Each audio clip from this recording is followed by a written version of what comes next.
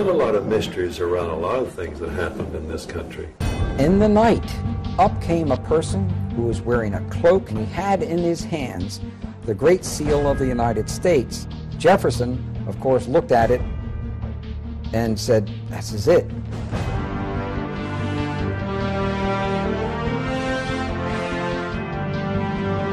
It's a very dangerous thing to reveal the truth, but we have to. Let's go back to really important individuals here. His name is Nicolas Roerich. The truncated pyramid with the all-seeing eye on the top. Nicolas Roerich is the person who is responsible for that ending up on the dollar bill. Franklin Delano Roosevelt was the President of the United States, and Henry Wallace was the Secretary of Agriculture. Now, Henry Wallace was deeply involved in the occult. Roerich to Wallace to FDR to the dollar bill. I was initiated into this very ancient order. Here we are at the Nicolas Roerich Museum. Do you really think it has anything to do with the Illuminati? The owl is the totem symbol of the Illuminati. Yes, because Roerich was the Illuminati. They all seem to have been Masons. His son was murdered. Those who normally get out, they're killed. Hexagrams are used during occult ceremonies when you're summoning up demons. Because we're dealing with Lucifer. And the all-seeing eye of God is one of the emblems that the Freemasons use. He said, "You're trying to say that masonry is evil." I said, "It comes right out of the same pit of hell." Didn't win a lot of friends that day.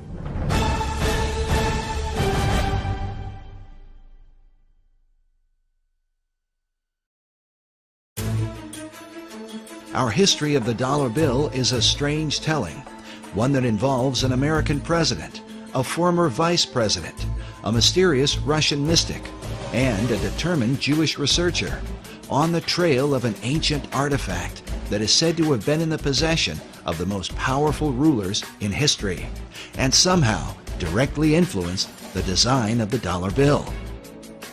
As incredible as it seems, it's believed this mysterious object could mark the beginning of Armageddon. There's going to be a bloodbath there. With them is an expert in the signs and symbols of the occult world. This is not the eagle. Who claims that the details of the dollar bill are no accident, but represent the diabolical working of secret societies. This is the eye of a phoenix, looking on in favor of the secrets of the dollar bill.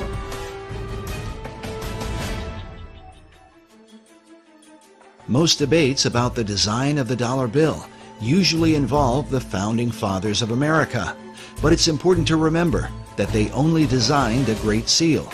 There are many details to the dollar bill that go far beyond the seal itself. The Great Seal was developed through 3 committees involving a total of 14 men.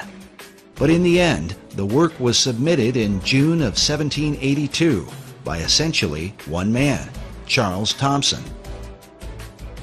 What is little known is that while Thomson presented a preliminary sketch, his final design was submitted to Congress only in the form of a written description.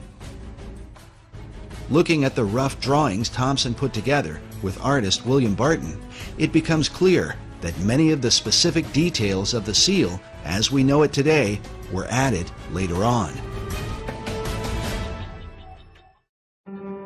For example, above the head of the American eagle are 13 stars that form a 6-pointed hexagram. While Thomson's description called for the 13 stars, their hexagram formation was not part of his original description and is not present in the earliest realizations of the design. The hexagram seems to have been added in the 20th century. The nature of the Great Seal is so mysterious that some believe that it came from a supernatural force.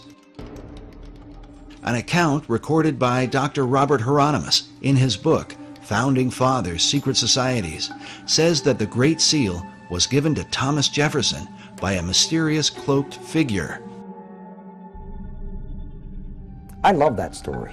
The Founding Fathers were trying to get the Great Seal of the United States designed. They needed to have a design for the Great Seal to represent our nation. And Jefferson went outside in the night, and up came a person, an individual who was wearing a cloak whom he couldn't totally see, and he had in his hands the Great Seal of the United States. And he basically said, or this being said, you know, you're struggling over the symbol for our nation? Here it is. The account reads that Jefferson told a strange story. A man approached him wearing a black cloak that practically covered him, face and all, and told him that he, the strange visitor, knew they were trying to devise a seal, and that he had a design which was appropriate and meaningful. Jefferson, of course, looked at it, according to this story, and said, this is it. This is it. He knew it was it, and it was right. So he supposedly came running back into whatever, whether it was a tent or whatever it was, and he showed it to other individuals, and he told them about, he met this person outside. Of course, they went outside to go to find the guy, and he's gone. You know, so supposedly we'll never find out who designed the Great Seal of the United States. While Dr. Hieronymus admits that he is skeptical about such stories, there are others who claim to believe them to this day. Perhaps it has something to do with John Adams, who was on the first seal committee with Thomas Jefferson. According to the written account, John Adams was there when this bizarre event took place. Oddly enough, the Adams Memorial in Washington, D.C. is adorned with this mysterious cloaked figure. Perhaps it's just a coincidence. The first historical account of the Great Seal's design was written by a 19th century American Army officer named Charles A.L. Totten. In his book on the secret symbols of the dollar bill, Masonic author David Oveson writes that Totten equated the birth of the United States with the beginnings of what he called the New Atlantis, a title given to a work by Sir Francis Bacon, one of the mysterious financial backers of the Virginia colony. Oveson goes on to write that the Great Seal and the dollar bill represent the most extraordinary example in history of the public evolution of a magical design. Even as Sir Francis Bacon and his contemporary, Dr. John Dee, were said to be in contact with the spirit realm, there are those who believe that it is this dimension that has been guiding the course of America and the so-called evolution of the dollar bill.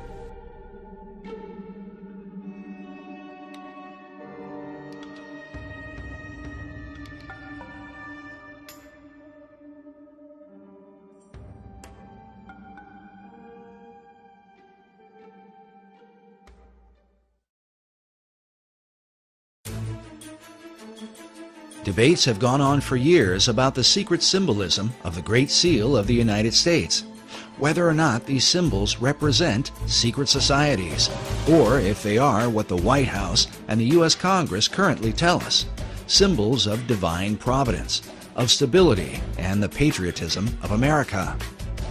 What the Founding Fathers intended as they designed and ultimately approved of the Great Seal remains mostly a mystery. There's still a lot of mysteries around a lot of things that happened in this country.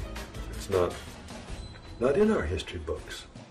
There can be no doubt that those things hidden in the shadows of the last 2 centuries are not easily brought to light. But when one comes into the modern era, into the age of photography, film, and the advanced practices of mass media, it becomes a bit easier to document world events and the intentions of those who have helped to shape them. In the late 19th century, Harvard professor Charles Eliot Norton referred to the Great Seal as a dull emblem of the Masonic fraternity. This idea was furthered by occult philosopher Manly P. Hall in the early part of the 20th century. Hall not only believed that the Great Seal was Masonic, but that it was created through the collective consciousness of the occult societies and represented the secret destiny that they had in mind for America. I'd say that he saw the secret destiny of America as the beginning of a world democracy, and that this was a kind of an experiment in democracy that had been envisioned for thousands of years before.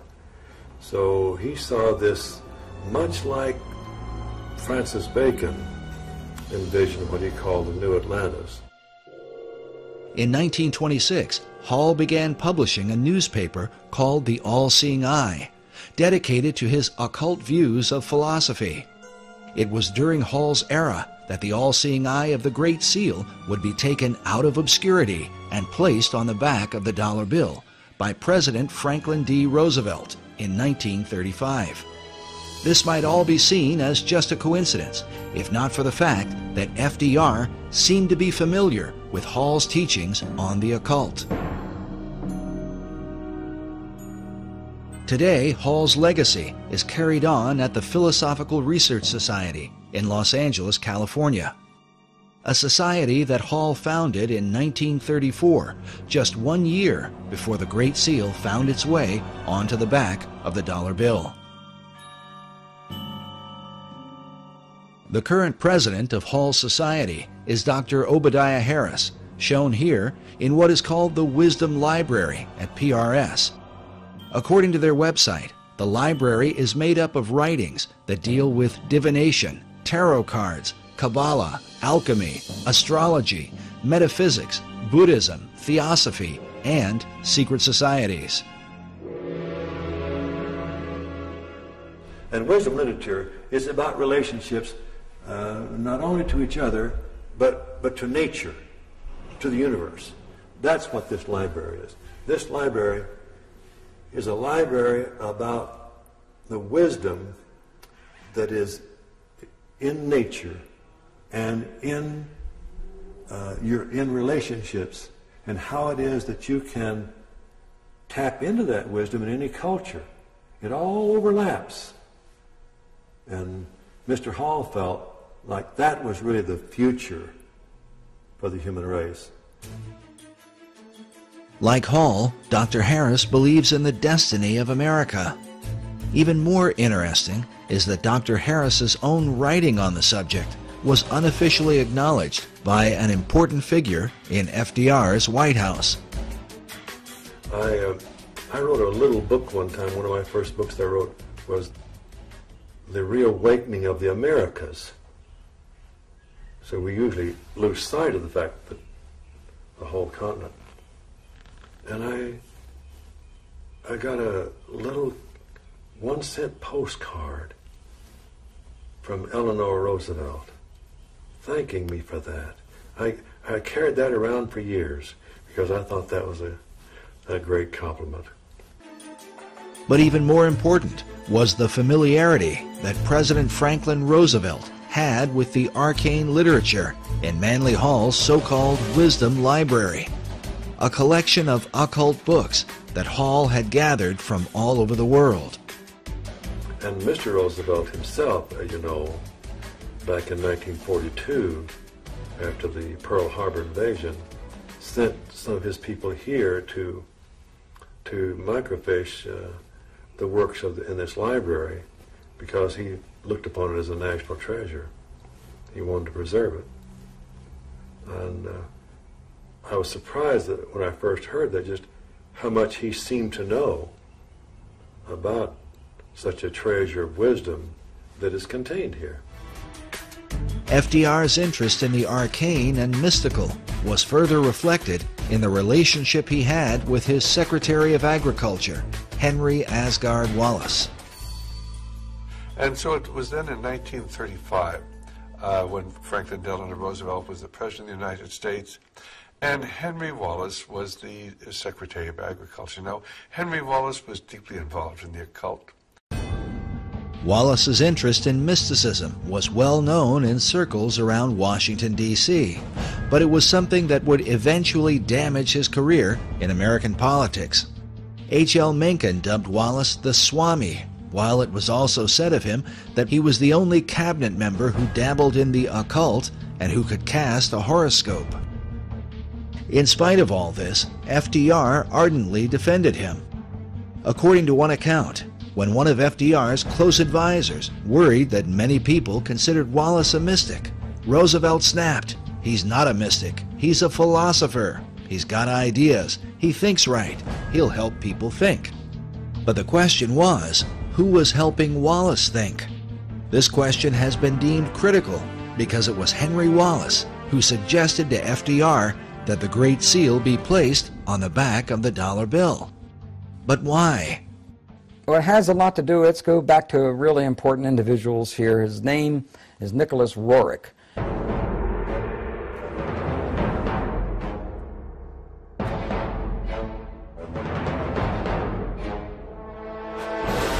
And Nicolas Roerich was a very advanced spiritual soul with considerable vision.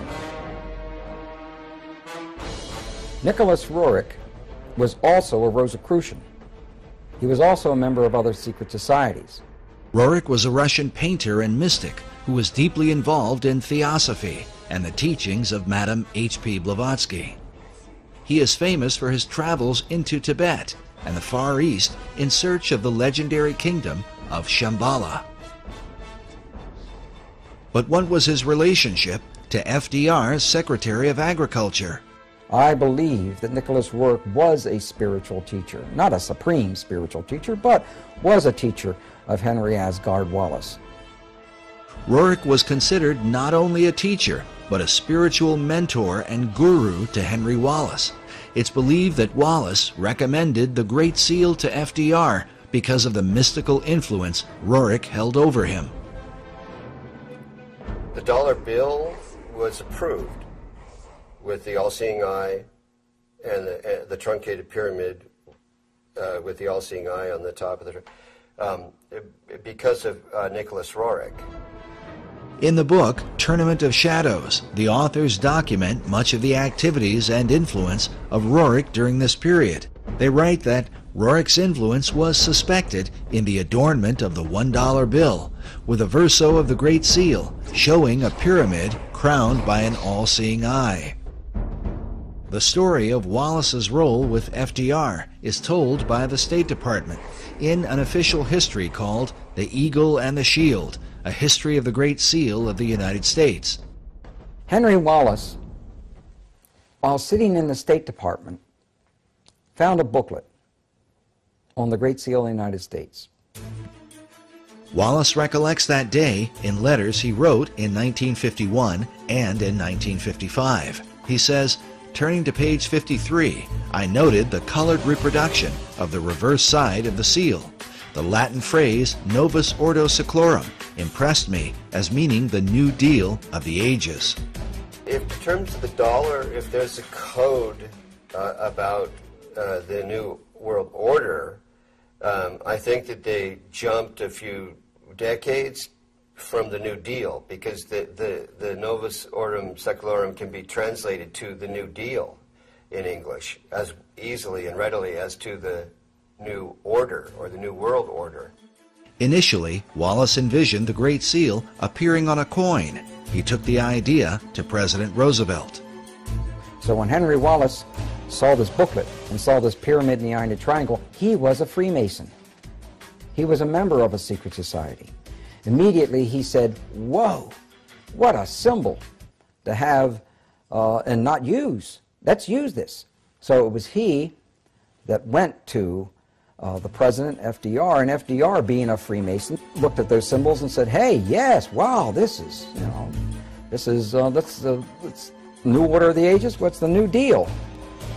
He actually thought, to a degree, that the Novus Ordo Seclorum was the New Deal. Wallace wrote that Roosevelt, as he looked at the colored reproduction of the seal, was first struck with the all-seeing eye, a Masonic representation of the great architect of the universe. Next, he was impressed with the idea that the foundation for the New Order of the Ages had been laid in 1776, but that it would be completed only under the eye of the great architect. Roosevelt, like myself, was a 32nd degree Mason. He suggested that the seal be put on the dollar bill rather than a coin, and took the matter up with the Secretary of the Treasury. The Secretary of the Treasury at the time was Henry Morgenthau. And he talked to Henry Morgenthau, who was the Secretary of the Treasury, and got him convinced that we should put this esoteric emblem from the back of the Great Seal of the United States onto the back of the dollar bill. This really symbolized the fact that now the esoteric influence dominated the American government.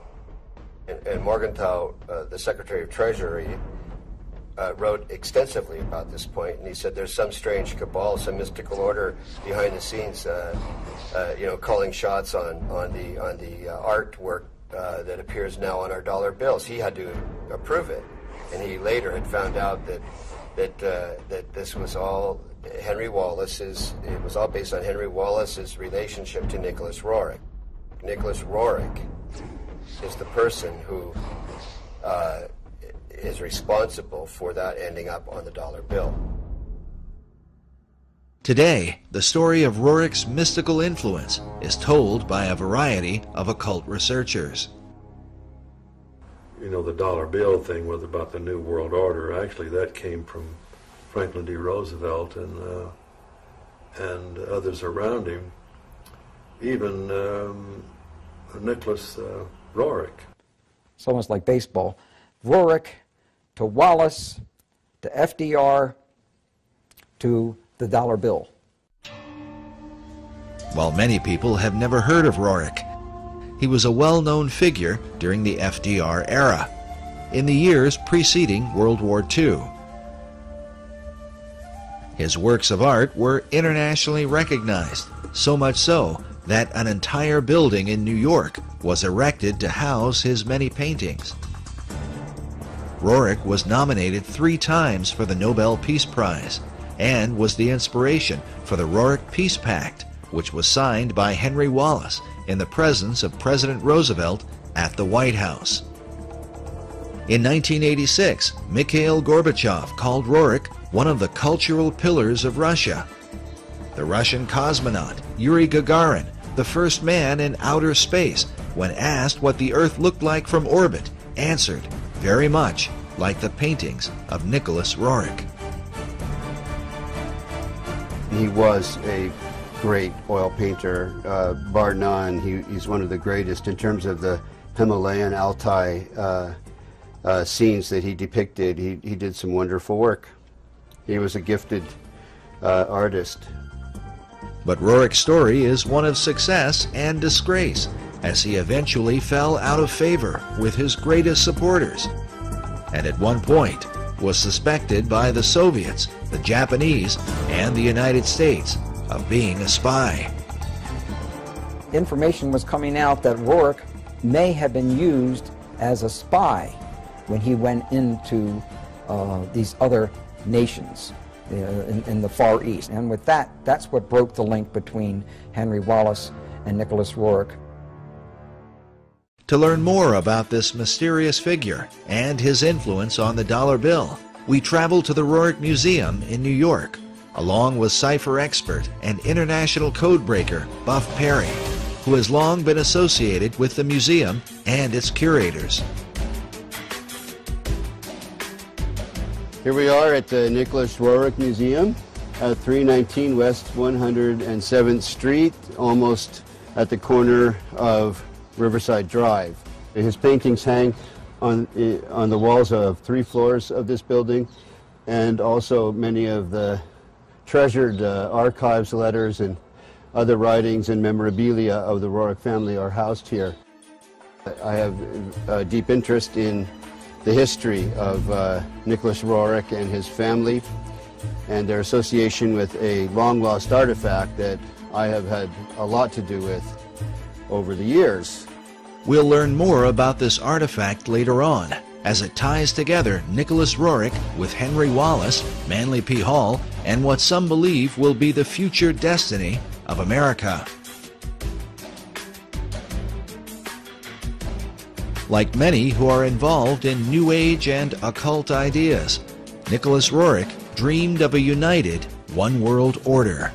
Nicolas Roerich is seen as one of the key individuals, historical individuals, that had a lot to do with the development of the League of Nations and subsequently the United Nations, and is recognized as such in the United Nations building. I'm told, I haven't seen such commemoration, but I'm told it's there. And the history of the United Nations is often characterized in association with Nicolas Roerich's global peace efforts.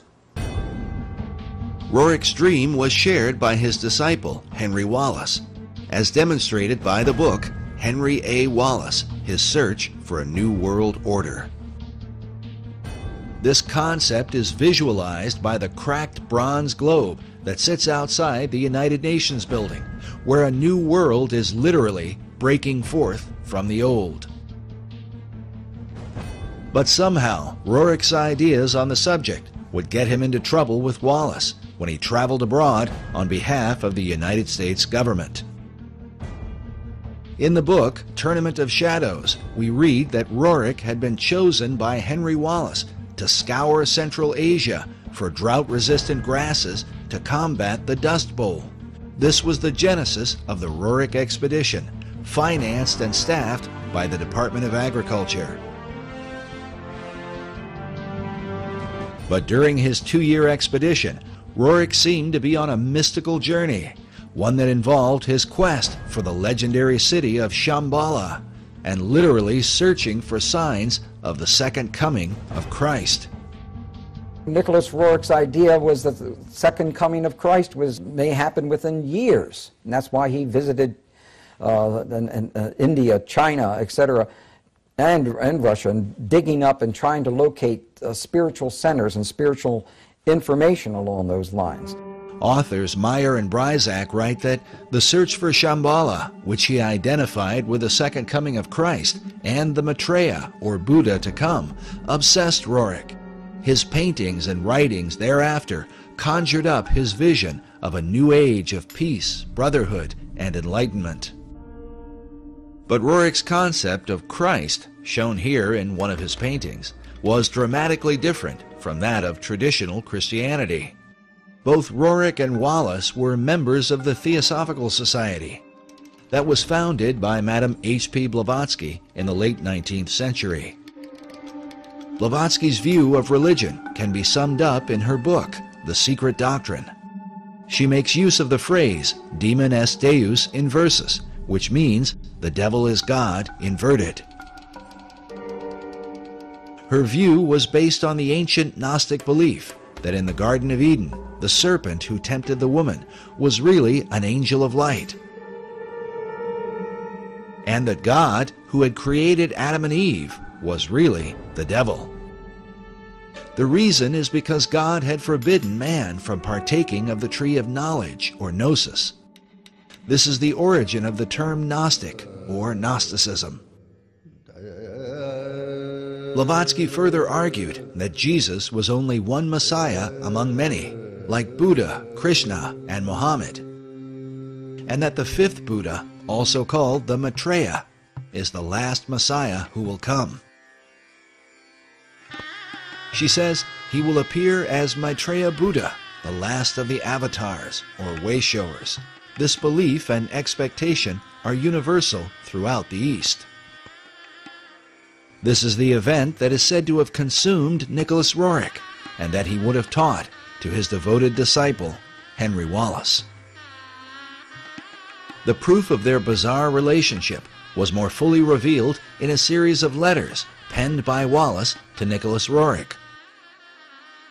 Newsweek with Westbrook Pegler and others made a very big story out of what they called the guru letters, the letters that Henry Wallace would send to Nicolas Roerich, which obviously he considered him a spiritual teacher from that standpoint. Wallace had gone from being Secretary of Agriculture to FDR's Vice President. Though his falling out with Roerich had happened some years earlier, the guru letters would surface once he decided to run for president. They had been obtained by cantankerous news columnist Westbrook Pegler through an unidentified source. Pegler, along with H.L. Mencken, questioned Wallace in a news conference about the letters, but he was, at best, evasive and refused to answer their questions in a direct manner. The letters were signed H.A.W., assumed to be Henry Asgard Wallace. In one of the letters, Wallace allegedly wrote of curing his headaches at formal dinners by rubbing his forehead with a Tibetan amulet.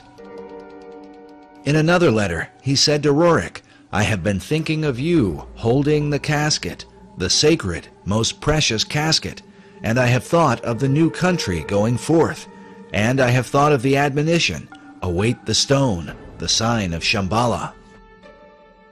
There's these letters, and they indicate very strongly, no matter how you want to interpret them, that he was his teacher. Wallace went on to say, "We await the stone, and we welcome you again to this glorious land of destiny." The stone he's referring to is the artifact that cipher expert Buff Perry has been following for many years now. We learned about this mysterious stone during our first interview with Perry at Manly Hall's Philosophical Research Society, where a statuette of Nicolas Roerich, holding a casket like the one described by Wallace, sits on one of the tables in the library. It was first mentioned to us by Dr. Obadiah Harris. Now, Dr. Harris, can you tell us about this statue here? Oh well, this would be a very favorite thing to Manly Hall. This is Nicolas Roerich, who lived in the early part of well, actually, he lived even in the 20th century up until 1947. There's a Roerich Museum in New York, and this, of course, is of Mr. Roerich himself. Then there's this little casket, and in this casket symbolizes what he was given, which is the foundation stone of America. And we don't know where that stone is today. I think that Buff Perry knows a little more about where it might be now. We then asked Buff Perry to explain the stone in relation to the statue of Nicolas Roerich. The statue is based on a painting his wife Helena painted of him. The casket he's holding with a cloth fabric, a kind of sacred, appearing to be Tibetan cloth fabric over it, is a casket that contains a stone that variously has been called the Chintamani in Sanskrit, meaning the stone of wisdom, the Bethel or Bethel stone, which was Jacob's pillow stone, that you read about in Torah in the Old Testament, which became known as a Bethel stone, because it was used at the location of what became the town of Bethel, so Bethel. So this stone has an incredible history to it that has only recently really surfaced in terms of how it ended up in the hands of Nicolas Roerich, where it came from. There can be no question that this stone in the casket consumed Roerich through the latter part of his life. His paintings are filled with the repeated imagery of it. And here you have a man delivering that casket up again. It appears in, it seems like almost all of Roerich's paintings. These are supposed to be his family and ascendant masters carrying the Rothenberg casket in which that stone was kept. Roerich called the stone the treasure of the world. Even his wife, Helena, is pictured in this portrait, which hangs in the Roerich Museum, with the casket resting next to her, something she and her husband had received under mysterious circumstances in 1923. Everything changed once they received this. But why would this artifact be of interest to FDR's Vice President, Henry Wallace? And how could it relate to the design of the Great Seal on the dollar bill? As Buff mentioned earlier, the stone is said to be the pillow stone of Jacob, upon which he had his dream of a ladder that stretched from earth to heaven, with the angels of God ascending and descending on it. The ladder itself is a recurring symbol in secret societies, especially Freemasonry. Master Mason Albert Pike wrote extensively of Jacob's ladder in his book, Morals and Dogma, and even suggests that Jacob's ladder may in fact have been a pyramid.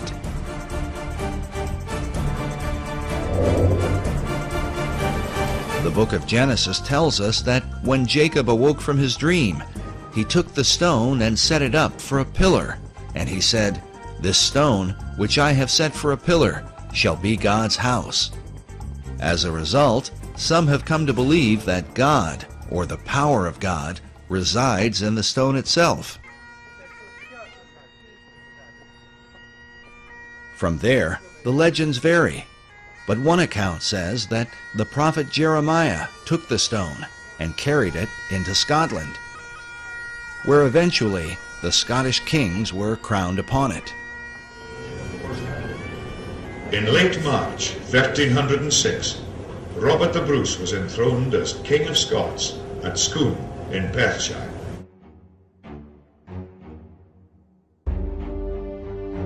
An old Scottish poem says, "Except old seers do feign, and wizard wits be blind, the Scots in place must reign, where they this stone shall find."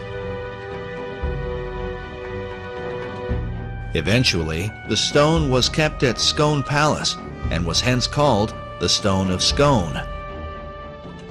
To this day, the Scots also call it the Stone of Destiny. In the year 1296, King Edward I of England captured the stone, and it was taken to Westminster Abbey for the crowning of English monarchs.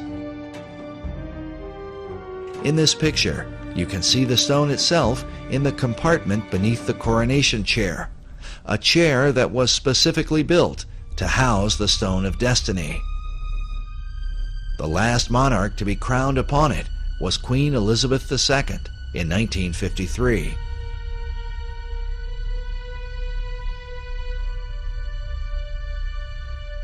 But in 1997, the English supposedly returned the ancient stone to the Scots, with the understanding that the future monarchs of England would continue to be crowned upon it. Today, the stone is said to be housed inside Edinburgh Castle in Scotland.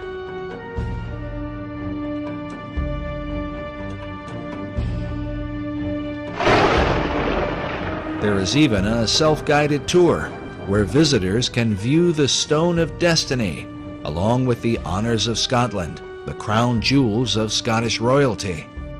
According to the tour guide we spoke with while there, this is the legendary stone. But if this is true, then how could the stone have ended up inside a casket in the hands of Nicolas Roerich? The answer, given by Buff Perry and others, is that the stone currently at Edinburgh is a fake. The stone of Scone, because the one that's actually in Edinburgh Castle is a fake, and most Scots know it. Because once the English came and stole it once, they were never going to be stolen again. So the one that's actually in the castle is not real. Others, like Alex Salmond, the First Minister of Scotland, claim that the stone taken by the English king in 1296 was a fake, and that the real stone was somehow hidden away secretly by the Scots.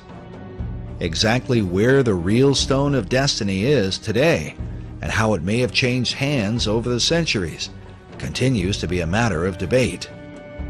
Nevertheless, its importance is recognized by nearly all occult societies in the world today.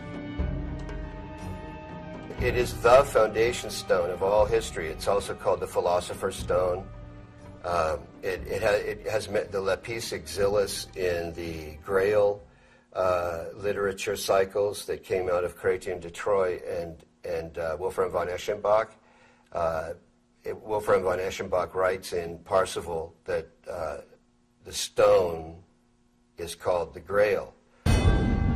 While the Holy Grail is traditionally thought of as the cup of Christ, those involved in secret societies believe that the original and oldest form of the Grail is the Stone of Destiny, written of by Wolfram von Eschenbach in his Grail legend, Parsifal. And he calls it lapis exilis, which is a way of saying the exiled or wandering stone. He does that because of the history known in Freemasonry and in the secret societies of this stone's movement around here and there, and where it would be would indicate the importance of that place.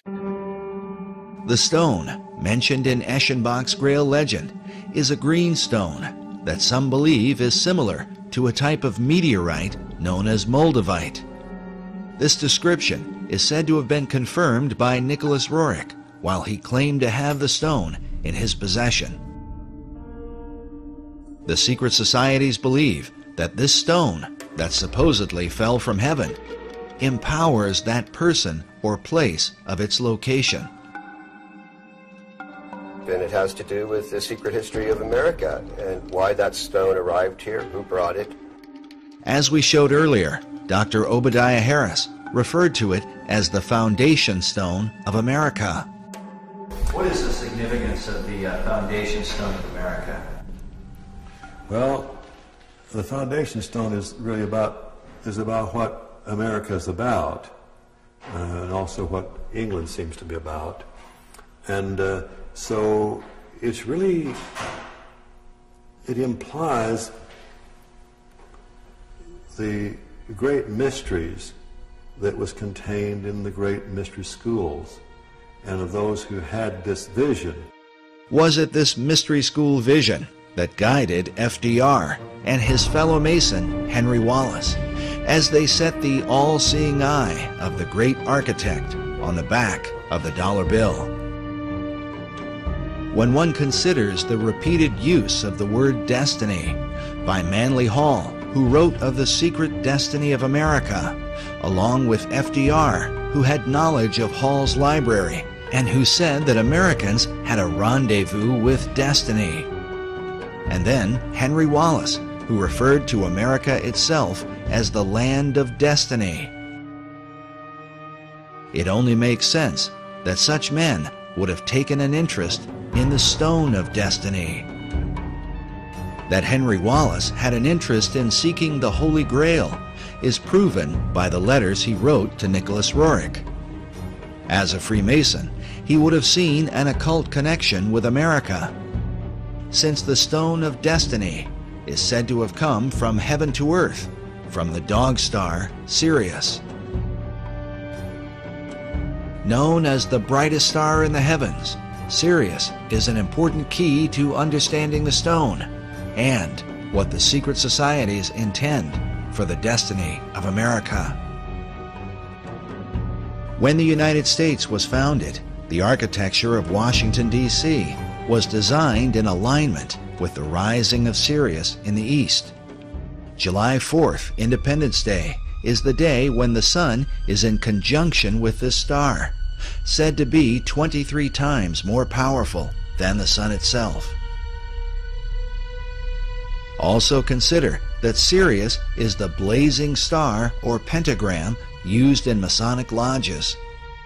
But as this mystical symbol relates to the dollar bill, we read that the famous emblem of the all-seeing eye, seen hovering above the unfinished pyramid, is a depiction of the Eye of Sirius and is a common motif found throughout Masonic lore. The importance of Sirius to the secret societies cannot be overstated. Some believe that the secrets of this star are a matter of life and death.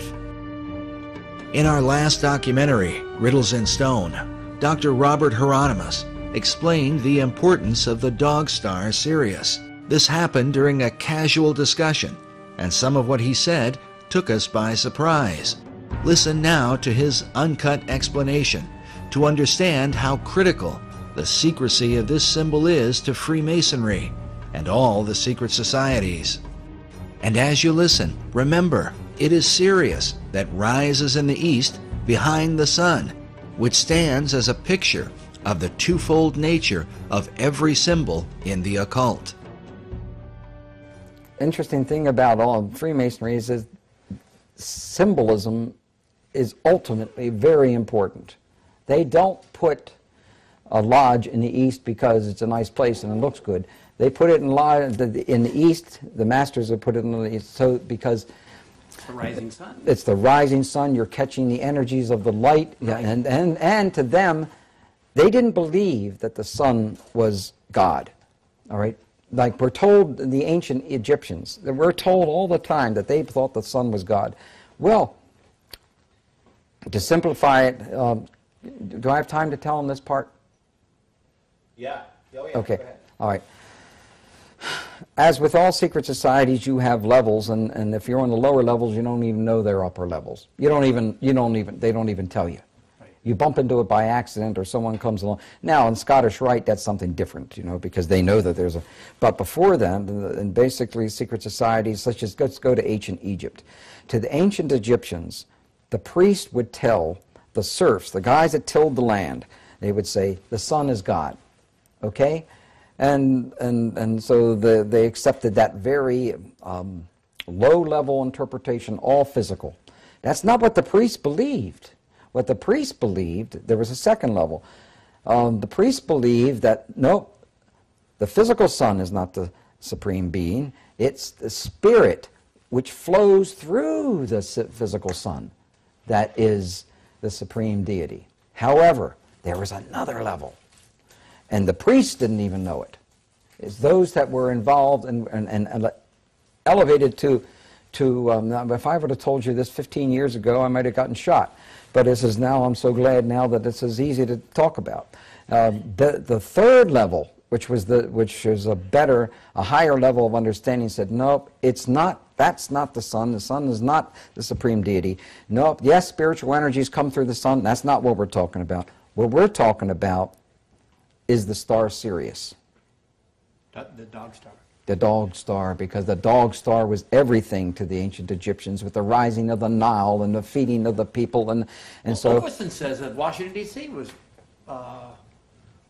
you know, the dog star was important in the founding of Washington D.C. Indeed, it was, yes, and that's a reflection on America. But the point I was just trying to make was that third level is never told, and with every group, every secret society I belong to, over but 15 or 16. I don't belong to any of them now. I can't. 15 to 16 different societies? Yeah. Oh, wow. Well, there were many different types. While Dr. Hieronymus's claims of belonging to more than a dozen secret societies might sound incredible, it is important to remember that he is the most highly recognized authority on the history of the Great Seal. Eye in a triangle in the pyramid. And he is closely associated with the leading Masonic apologist in America, Dr. S. Brent Morris.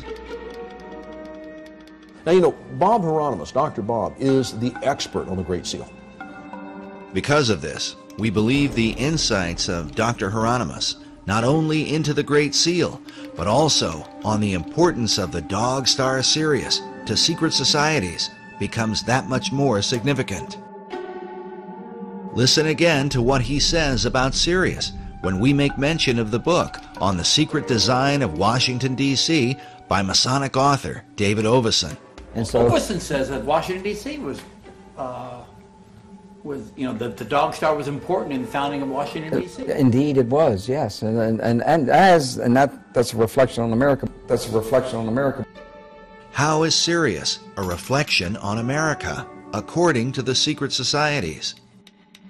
And is it just a coincidence that the Stone of Destiny, awaited by an American vice president and supposedly in the possession of his guru, is said to have come from this blazing star? In the occult, this stone is not only a type of the Holy Grail, but seems to be a symbol for the secrets of Masonry, as understood by Henry Wallace. In his book, The Occult Conspiracy, Michael Howard says of Wallace that the Secretary of Agriculture was well versed in occult knowledge. In a letter to his Russian guru, he stated, "The search, whether it be for the lost word of Masonry, or the Holy Chalice, or the potentialities of the age to come, is the one supremely worthwhile objective. So may we strive for the chalice and the flame above it."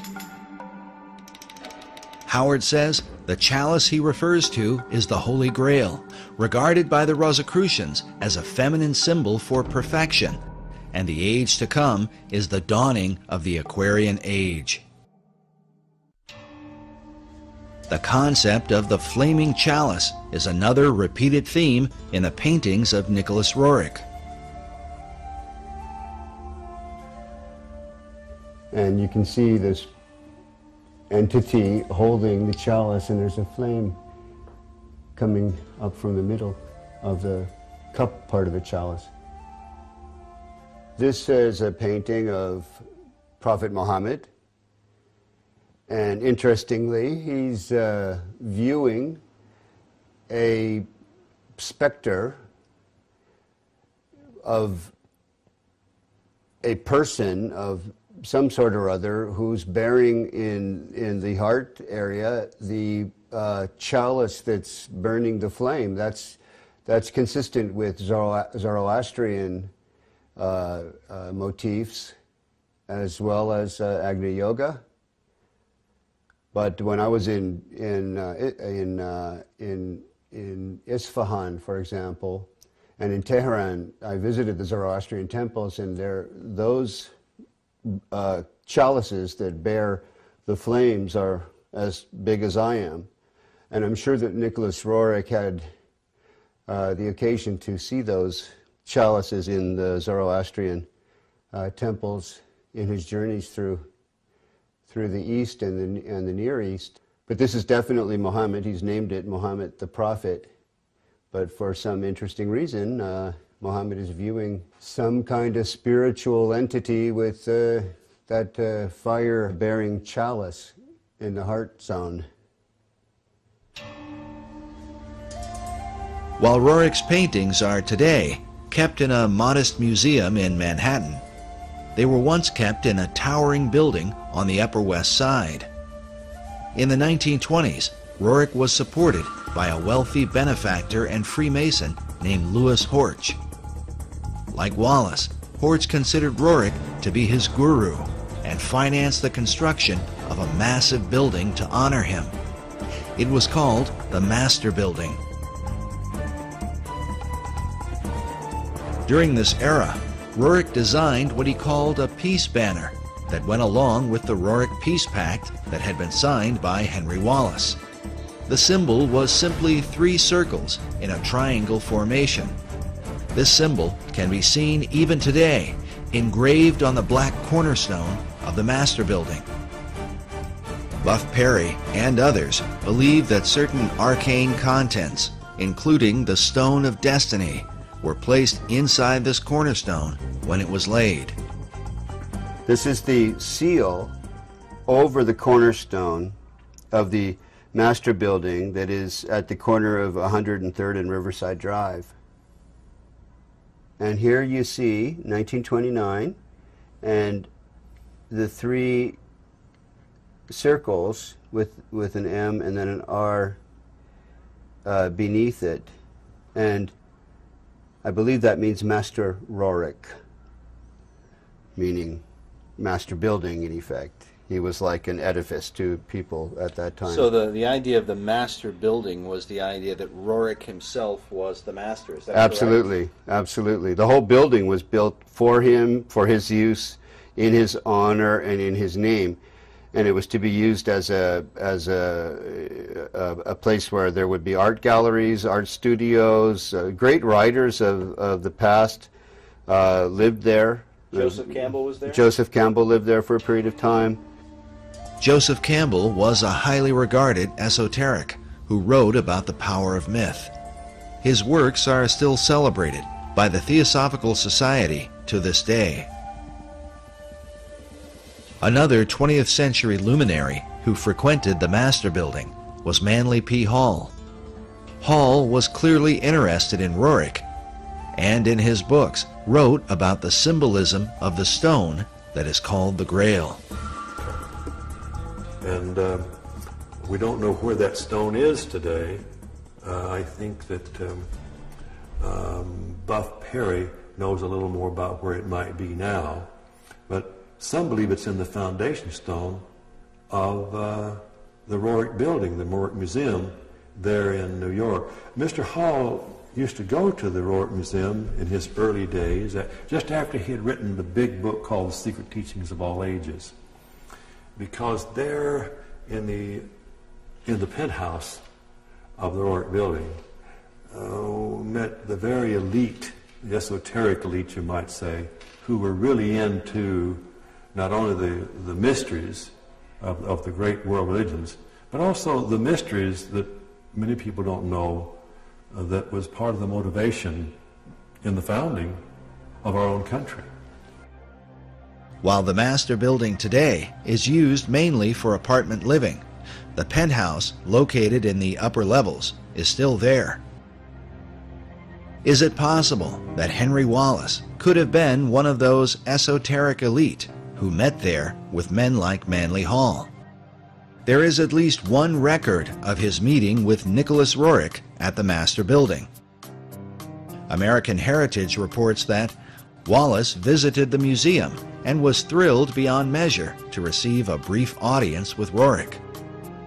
He found the artist's appearance, demeanor, and plans to promote culture and peace extremely impressive. He admired Roerich's paintings because he said they gave him a smooth feeling inside.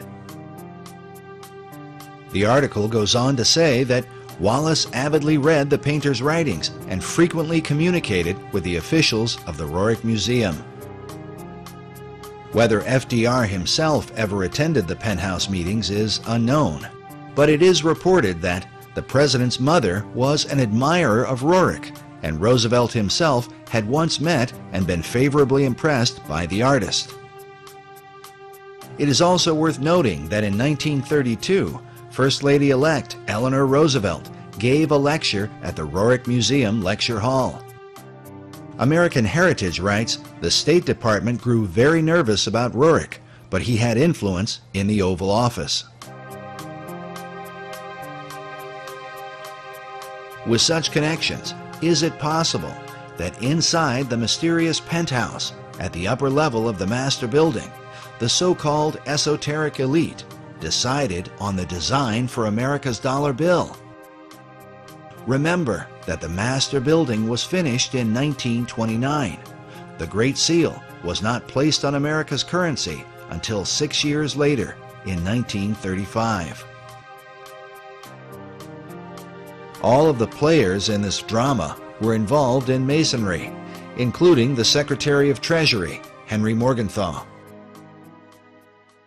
When Morgenthau, the Secretary of the Treasury, regretted having placed the all-seeing eye on the verso of the American dollar bill, he made reference to a small Kabbalistic group that used that symbol in their ceremonies, and because of that regretted that that symbol ever would have made it onto the dollar bill, which to me is rather peculiar because Masons for centuries had already used that all-seeing eye in their lodges, in their literature, and in all means and manner of expression.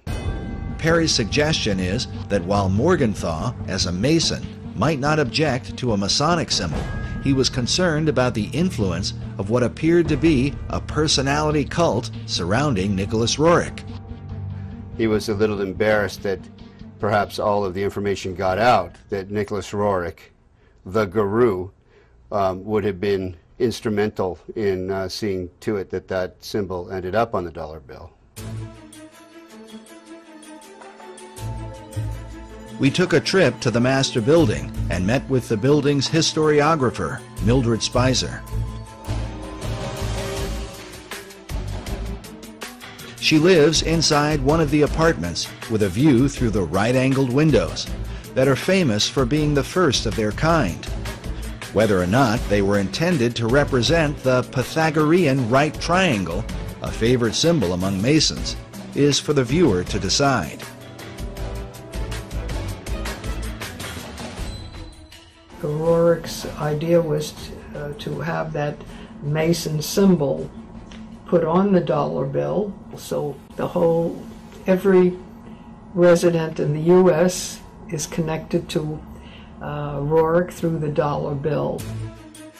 While we were there, Mildred confirmed that Roerich's chief financial supporter, Louis Horch, was in fact a 33rd degree Freemason. And that was given, sent to me by Oriole. Her father was Louis Horch, and she and her mother, Nettie Horch, were very involved with the museum. And during this time, they were caught up in the mysticism of Roerich. And those who were part of Roerich's inner circle were invited to the highest level. With Mildred's help, we were able to make our way up the elevators and then the many stairs to the much talked about penthouse, which some have called a kind of temple or meditation room.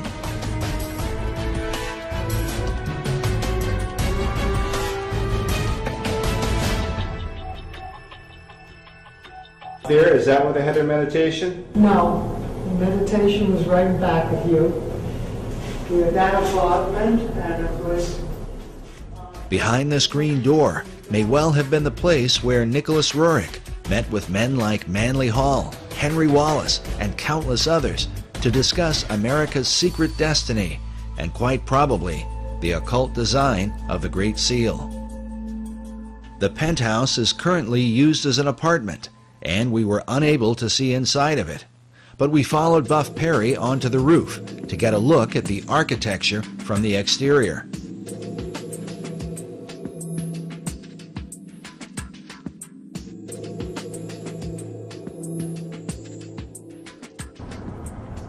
We're at the very top of the master building, and behind you is the river, and in front of you is the outside walling of the meditation room or temple or whatever one wants to call it, the chapel that Roerich had constructed for his private spiritual purposes. So it's right on the other side of this wall. It's this, let's see here. And that's the very top.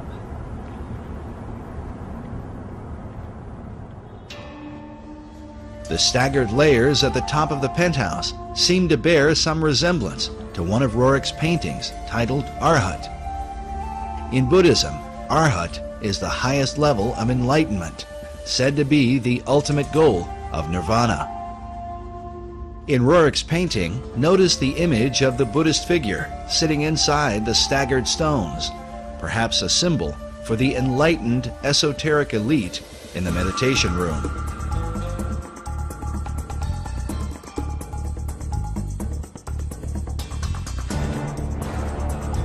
The master building rooftop is undoubtedly interesting, especially since it overlooks the Cathedral Church of St. John the Divine, the largest cathedral in the world,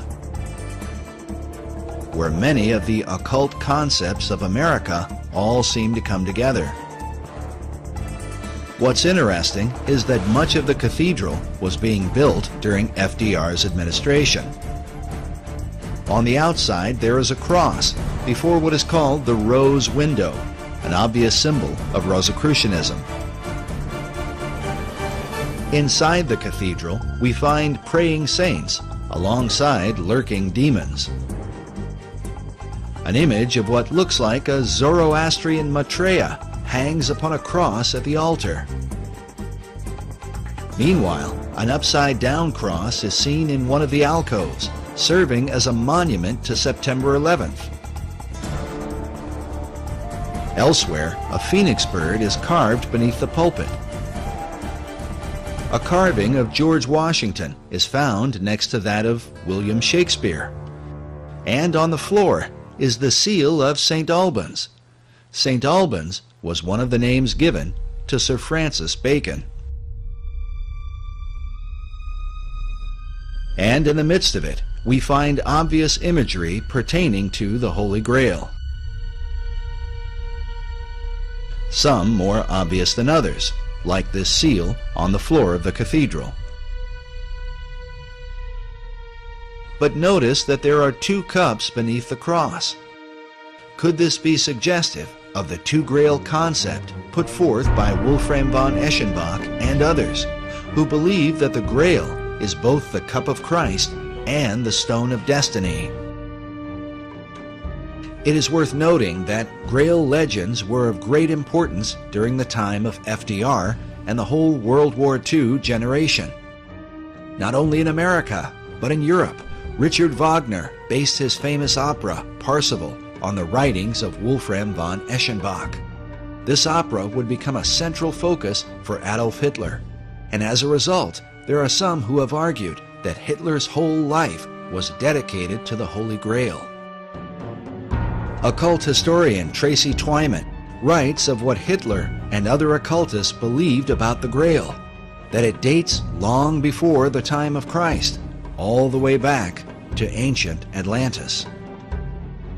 She writes that just as Hermes possessed a magic stone, which has been associated with the Holy Grail, Hercules also possessed a heavenly stone and a special cup that he carried it in.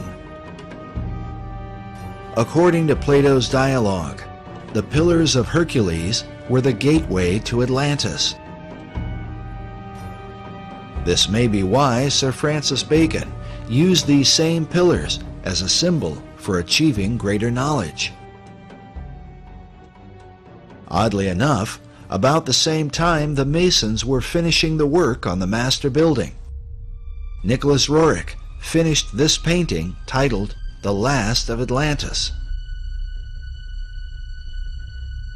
Which brings us back to the greater mystery of the Roerich building and what may be the secret key to understanding the dollar bill.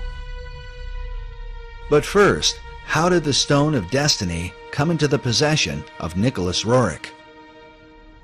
The receiving of this stone in the Rothenburg casket was very mysterious. Nobody's completely certain who sent it to him, but he and his wife Helena were in Paris in 1923 in an exquisite suite when all of a sudden this was delivered.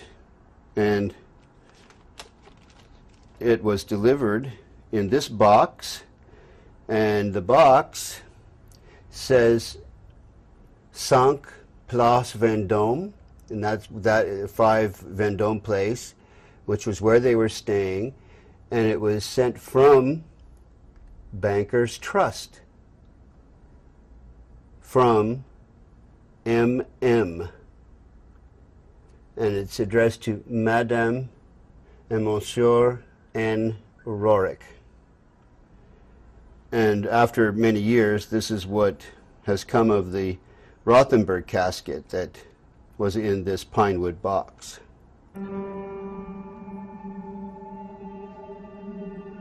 But why would this artifact have been delivered to Nicolas Roerich? And could it have really ended up inside the cornerstone of the master building, as Buff Perry and others believe? When it was mysteriously delivered to Nicolas Roerich in 1923, he carries it around. He ends up going to India with it. By 1929, he's had this huge building, a 29-story Art Deco building built for him in New York City by Louis Horch, an investment banker, with a cornerstone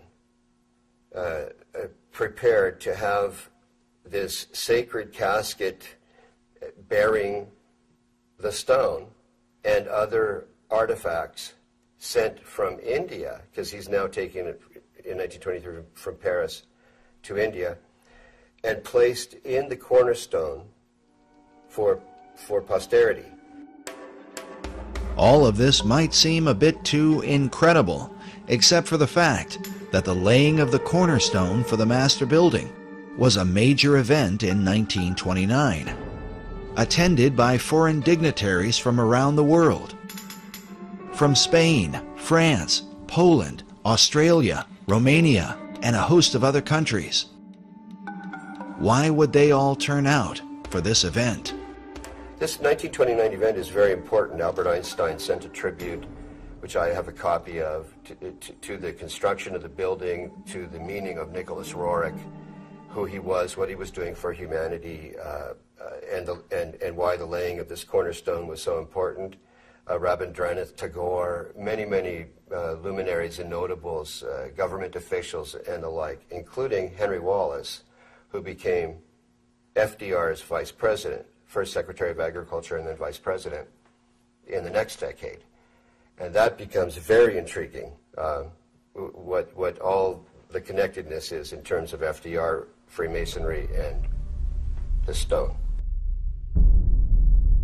Just as Freemasons were involved with the designing of the dollar bill, they were also involved in the construction of the Master Building. As noted earlier, the Master Building was financed by Louis Horch, who was appointed to a number of government offices during FDR's administration.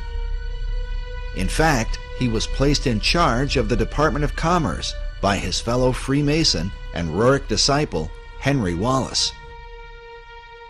As we have seen, Wallace, in his letters, shared a fascination with the Stone of Destiny. And so the stone today is in this building? The stone is in this casket, said to be in this casket. The reports I have received from the Roerich Museum would have that stone in this Rajput casket in the cornerstone of the Master Building. The interest of men like Albert Einstein, Henry Wallace, and not to mention all the foreign dignitaries becomes quite intriguing when one considers the full contents of the casket that was said to be placed inside the cornerstone. I'm familiar with the ingredients of the Rajput casket by having read letters from Zina Fosdick and her own notebook entries, and also because Aida Tolskaya herself, one of the co-curators of the Roerich Museum, wrote out what Zina Fosdick had stated they had placed in the Rajput casket in Darjeeling before it was delivered to the city of New York to be placed in the cornerstone. As Buff Perry explained, the letter that describes the contents of the casket comes from Zina Fosdick, a longtime devoted disciple of Nicolas Roerich, who would later become the director of the Roerich Museum. The museum photo collection is filled with images of Fosdick alongside Roerich while they were in Darjeeling, India, where the casket was prepared. As such, it stands to reason that she would have known the details of what they put inside. The letter's written by Zina Fosdick, and it was actually an entry in her diary. And what's written here is an accounting of all of the ingredients that are in the Rajput casket that was prepared in Darjeeling, India, in 1928 to be delivered to New York, to Manhattan, and to be placed in the cornerstone of the Master Building. There are a lot of interesting things that were placed in the Rajput casket. For example, an image of Maitreya printed on Tibetan paper. As we showed earlier, in the occult belief, the Maitreya is said to be the last Messiah that will come.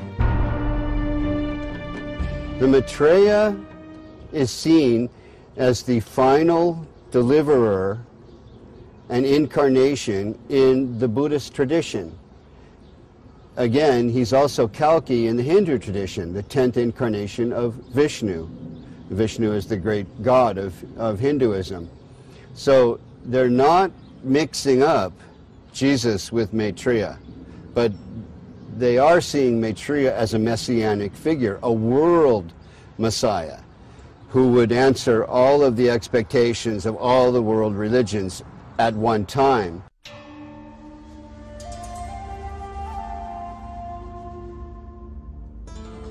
The reason Roerich would not mix up Jesus with Maitreya is because of the New Age belief that Maitreya is the true Christ, while Jesus was only his disciple. This is also the teaching of Scottish mystic Benjamin Creme. Maitreya embodies what we call the Christ principle, the Christ consciousness. And 2,000 years ago, he overshadowed his disciple, Jesus. Jesus was not the Christ, except for 3 years.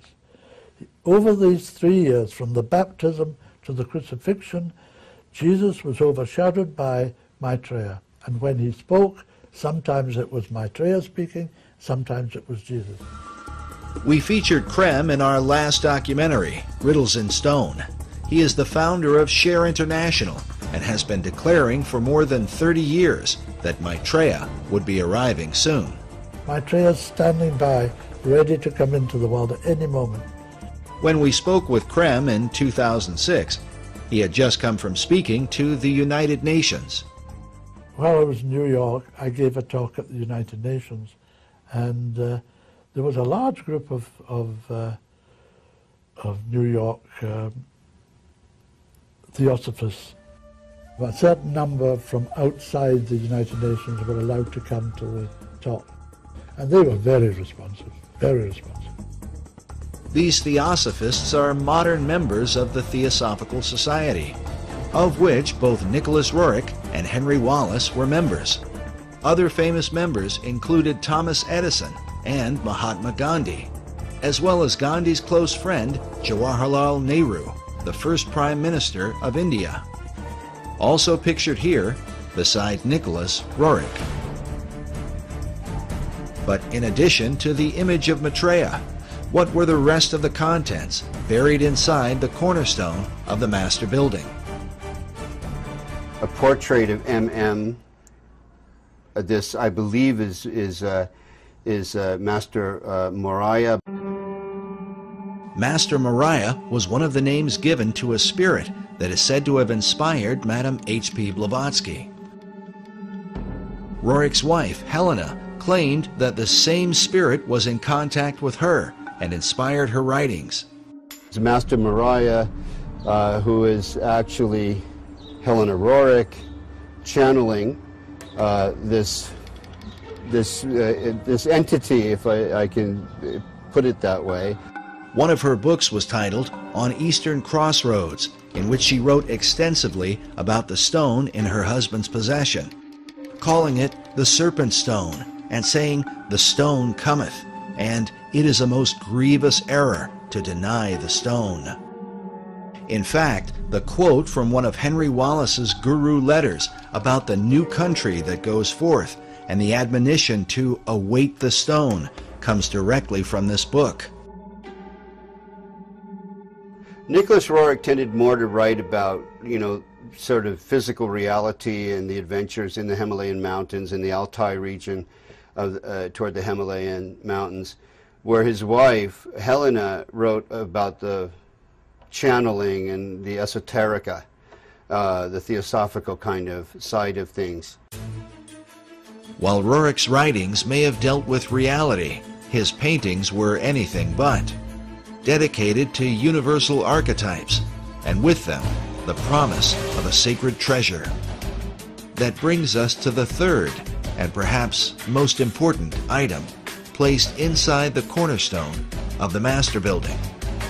They're all people who had varying kinds of relations with Nicolas Roerich. They were channelers, they were followers. But to me, personally, greatest interest is this side statement that Aida Tolskaya, who is also one of the curators of the Roerich Museum, wrote. Sina omits a piece of the stone that was placed in the casket. This goes back to that famous stone that the Roerichs became a cause célèbre because of, and many other people wrote about later.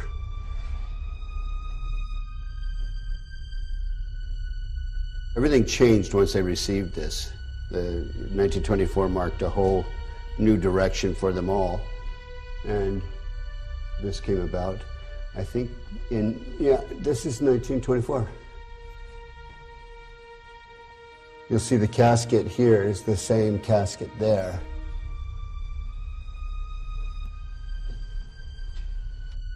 And this is a burning casket of some kind. Yeah, Chintamani. Chintamani is a Sanskrit term that means the stone of wisdom, that he calls the treasure of the world, and that's how he depicted the treasure of the world, the ultimate treasure of the world. It seems only appropriate that this treasure hunt would take us back to Manly Hall's society in Los Angeles, and in particular to one of the graduates there from the University of Philosophical Research, a Freemason named Gavin Wentz. On his website, he quotes a curious passage from Eschenbach's Graal legend with a clear reference to the Knights Templar. The passage reads, "Wherever these Templars receive victory or defeat, I will tell you by what they live. They live with a stone. If you do not know it by name, I will name it for you. It is called lapsit exilis. The stone is also called the Graal." Eschenbach's reference to the Knights Templar is curious. During the same period that he wrote his Graal legend, the Templar Church of Garway, England was built. Inside we find mysterious symbols carved above what appears to be the outline of a man. These carvings are said to be a depiction of the Holy Grail, the chalice shown here. In the midst of it is a traditional Catholic host with a cross in the center.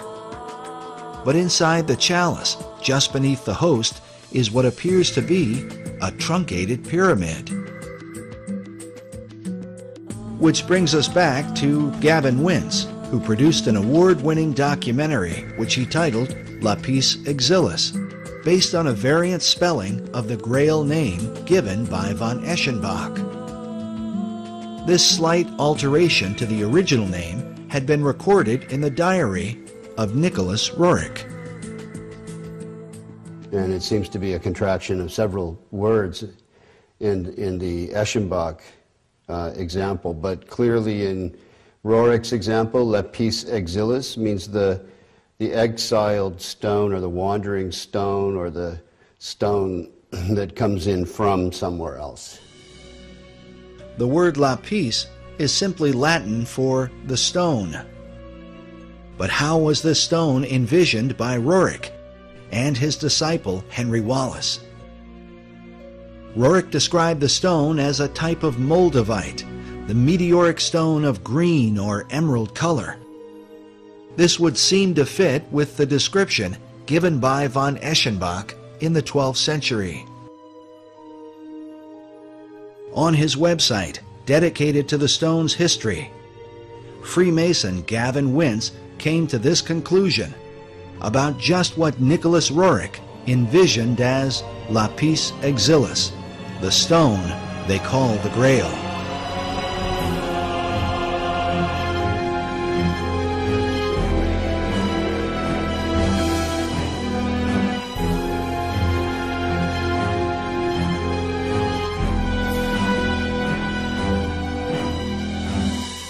Is it really possible that Roerich, Wallace, and even FDR believed the Great Seal was a representation of the Holy Grail?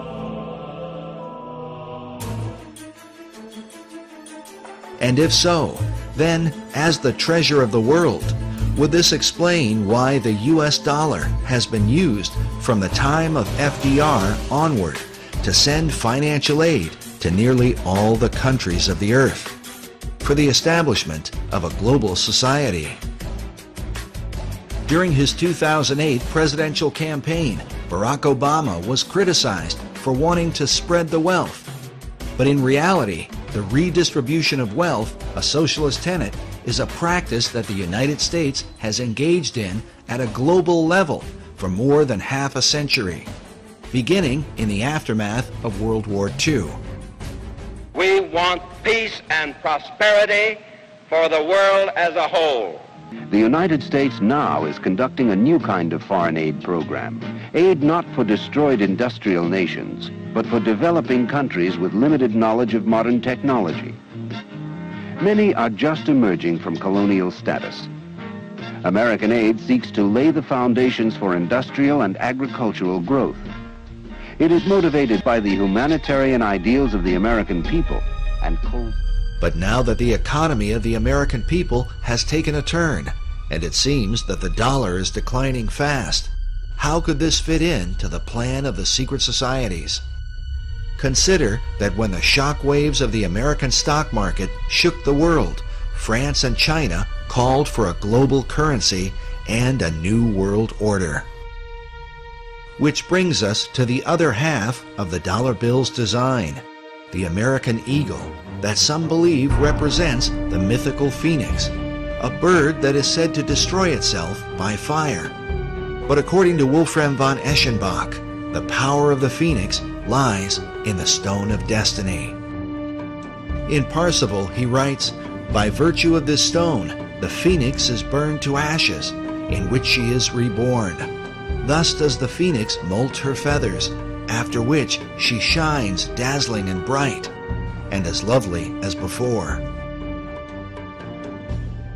If these ideas are truly embraced by secret societies, could this suggest the intentional destruction of the American dollar, which will then force our financial networks into a global economy, resulting in a new Atlantean empire that extends to all the earth?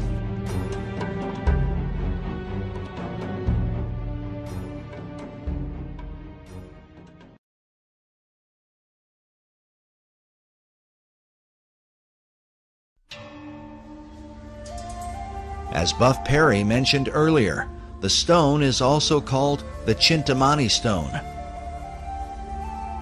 As a symbol, the stone unites the occult traditions of both Eastern and Western mysticism. One thing is certain, those who practice the occult believe this artifact is the key to achieving the great work of all secret societies. Mark Amaru Pinkham is the co-director of a group called the International Order of Gnostic Templars. In his article titled Nicolas Roerich and the Chintamani Stone, a Holy Grail from Sirius, he writes that data regarding the Chintamani Stone maintains that it was brought to Earth by Syrian missionaries to eventually help precipitate a one-world civilization. He says there is some indication that one part of the stone has been the sacred stone of the Kaaba, which has united millions of Muslims around the globe. Pinkham goes on to write that it is known that a portion of the Chintamani stone was given to the League of Nations, whose stated goals were the creation of a one-world civilization. The association of the stone as a symbol of unity is an important part of how it is said to have come to America. It has to do with the secret history of America and why that stone arrived here, who brought it.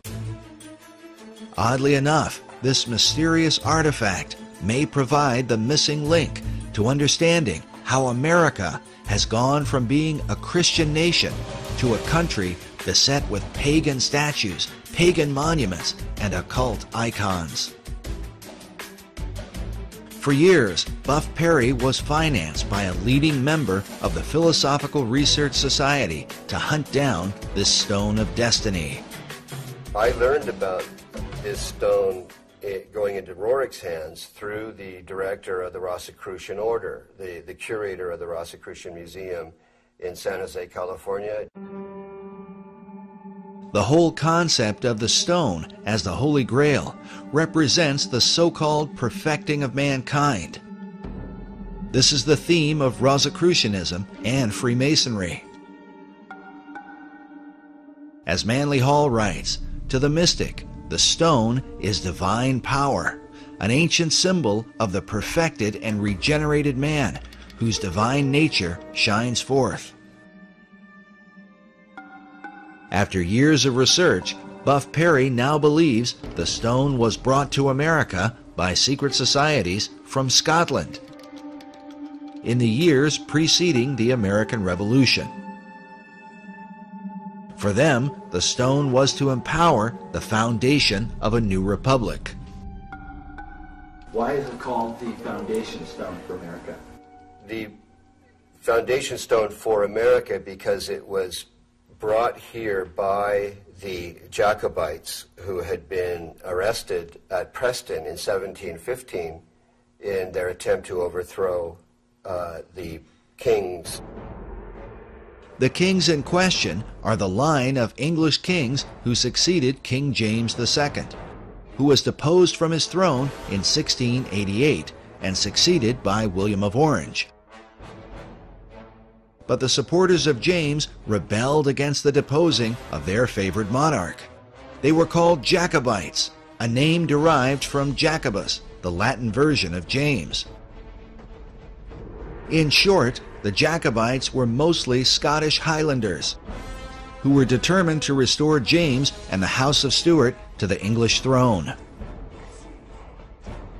But the reason King James II was deposed presents a powerful clue as to why America has been steadily transformed into a cornucopia of pagan and occult philosophies. King James had proclaimed that Jews and Presbyterians and Quakers and Catholics and even Ottomans should be embraced by the Church of England. That's why he was deposed. So the subsequent formation of this Jacobite revolutionary social order was in reaction to his deposition and in support of his embrace of Jews, Presbyterians, Quakers, Catholics, and Ottoman Muslims. Since the Protestant English rejected James' ecumenical ideas and also feared that the hand of Rome was somehow involved, the Scottish Jacobites engaged in a series of rebellions against the new line of English kings. But their rebellions were ultimately crushed, and as a result, many of the Jacobite fugitives fled across the waters of the Atlantic to America. In 1715, there was a rebellion in a place called Preston, northern England. Many of the Jacobites were arrested and deported or exiled to America. Standish family, Anson family, notable families in American history, pre-revolutionary history. Families that then went on to become part of the War of Independence, the American Revolution. Notable Masons and Freemasons. These notable Freemasons were the survivors of the Jacobite resistance in Scotland, a land with a long history of secret societies, whose influence is both mysterious and extensive. Consider that centuries earlier, the Knights Templar fled persecution and are said to have hidden themselves within the Masonic lodges of Scotland.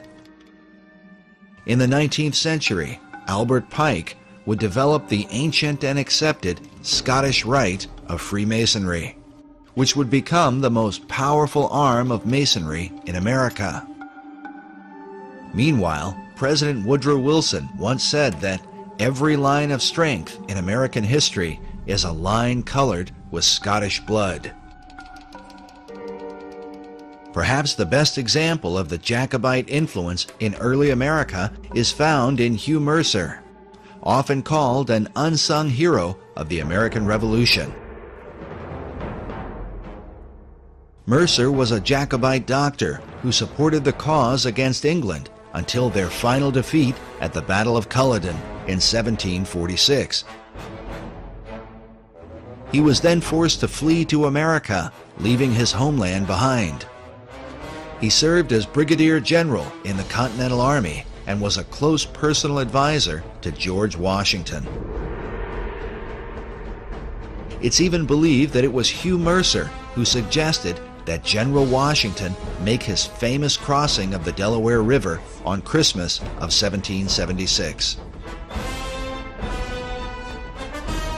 Incredibly, one of Hugh Mercer's children would marry into the Patton family and ultimately produce World War II hero General George S. Patton, whose blood and guts reputation was certainly in keeping with the Jacobite tradition.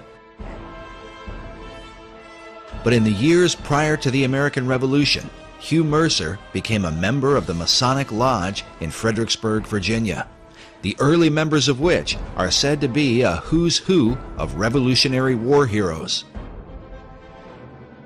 Mercer's fellow members included George Washington and James Monroe. At least 8 Masons from this lodge served as generals during the American Revolution, while 2 of them would go on to become American presidents. The Fredericksburg Lodge still exists today, and on its website states that it was chartered by the Grand Lodge of Scotland, July 21st, 1758. A history of the lodge says the following. The lodge was formed by men who had been made Masons earlier and elsewhere, Scotland most likely. There was in Fredericksburg in the 1750s a notable Scottish mercantile presence. Many of those early lodge members bore Scottish surnames, and it was to Scotland, not England, that the lodge later turned for a proper charter. Is it possible that the influence of the Scottish Jacobite rebels worked as an undercurrent that helped to inspire the American Revolution? These families, they come under the general umbrella term Jacobite, were the real core population that led to ultimately to the War of Independence.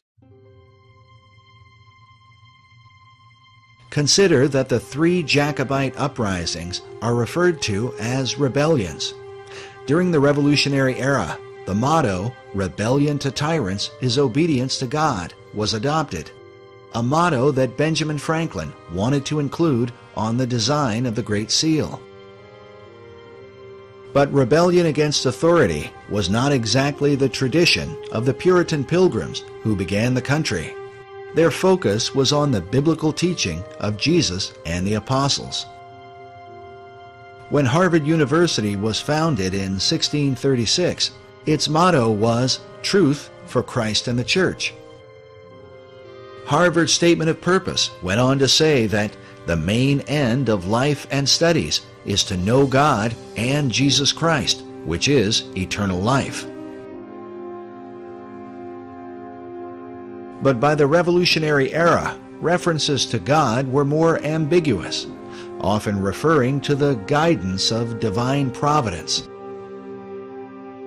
It has been noted that the revolutionary founders were not known for quoting the sayings of Jesus Christ. They certainly mentioned his name or made reference to Christianity. They said things like, "No king but King Jesus." But his teachings were absent from their writings. Sayings like, "Turn the other cheek," "Love your enemies," and "Bless them that curse you," had no place in a movement that was founded on rebellion. As a result, it becomes little surprise that once the new republic was founded, biblical imagery of Christ and the Gospels would be missing from the capital city. Instead, a celebration of pagan gods and goddesses would prevail, which seems to represent the ecumenical views of King James II and his Masonic Jacobite rebels. The chief Jacobite symbol was the white rose, traditionally worn on their Scottish bonnets. This dagger features a Jacobite rose with a pentagram in the center. Notice that the pentagram has a dot in the middle, which usually signifies the sun. The 5 points of the star symbolize the rotation of Venus around the sun, forming a pentagram over an 8-year cycle.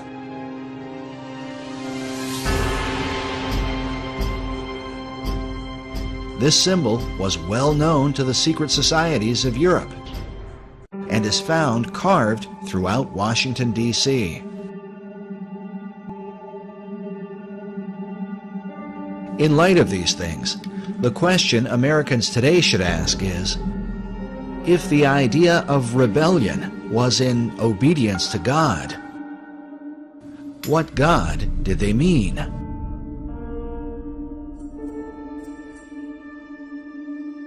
Which brings us back to the Stone of Destiny, a mysterious artifact whose original owner has for centuries been acknowledged as the greatest rebel of all time.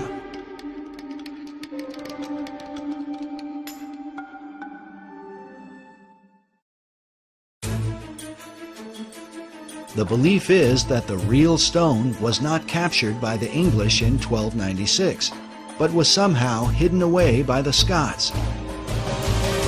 Buff Perry believes that centuries later, the Jacobites brought the stone with them to America.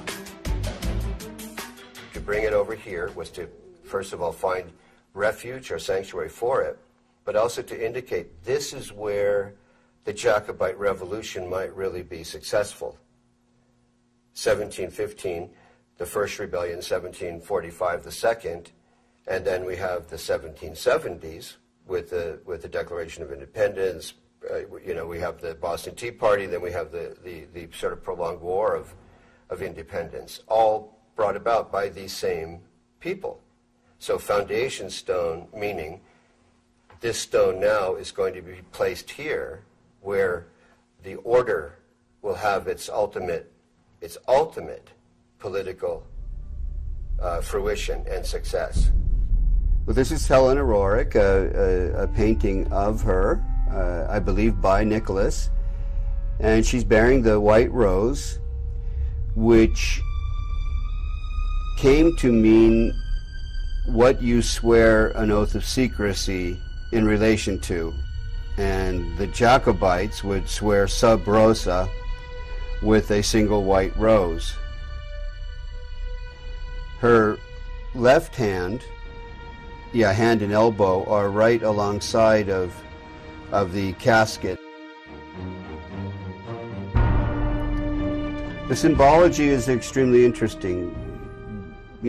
Just the bearing of the white rose alone is, to me, highly suggestive of what she felt to be a secret mission that was associated with this stone that they received. It seems clear that their secret mission had to do with creating a one-world order through the League of Nations and by supporting the New Deal, which both FDR and Henry Wallace believed was the new order of the ages. It was during FDR's administration that the National Archives building was completed, with the figure of what appears to be a perfected man carved upon it. The figure is called Destiny, with the word destiny used repeatedly by the key figures who influenced the dollar bill, FDR, Wallace, and Manly Hall. Is it possible that they all believed the Stone of Destiny had come to America through Nicolas Roerich? But exactly what destiny they had in mind for America and the world must give us pause when we consider the full history of the stone. According to an ancient legend, the stone that fell from heaven is a jewel that was cut from the crown of Lucifer himself.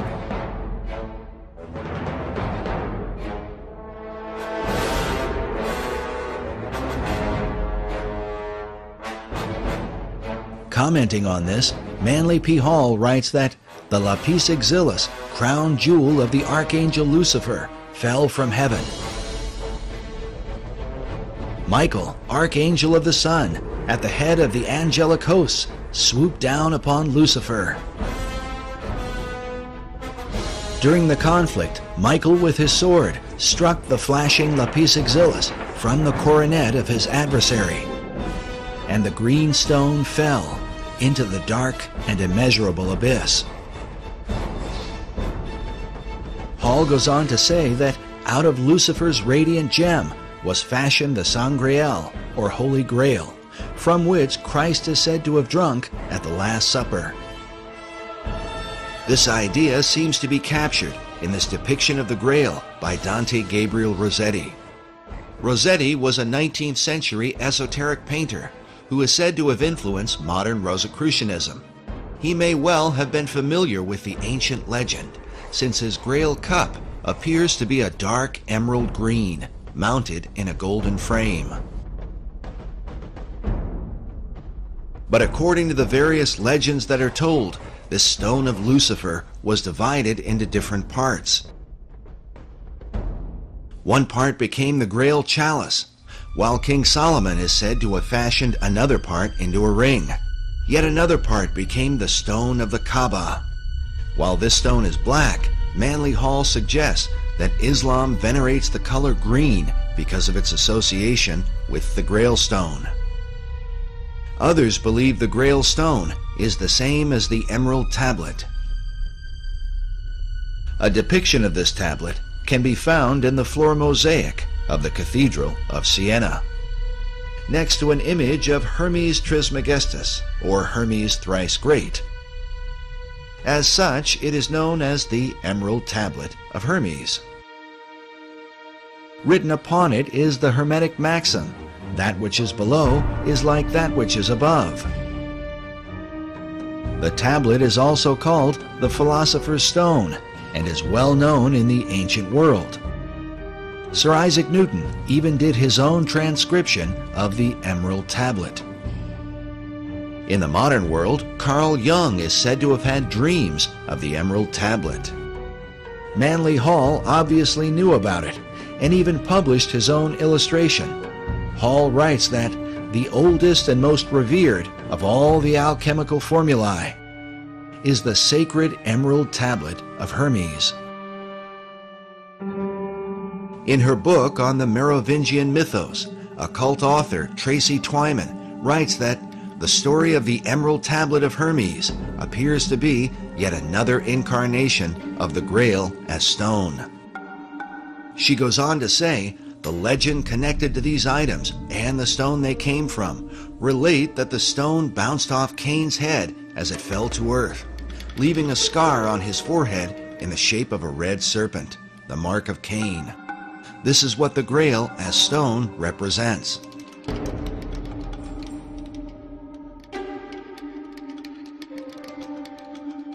Meanwhile, Nicolas Roerich called his stone a Chintamani, an example of which is shown in this image of a Buddhist figure who holds a greenish Chintamani stone in his hand.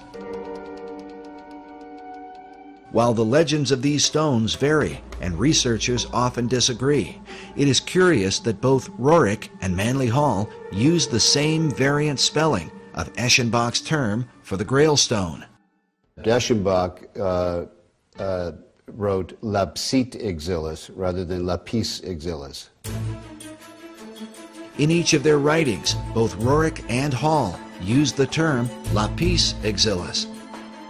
This might be written off as mere coincidence, if not for the fact that Hall was meeting with Roerich in the upper penthouse of the master building.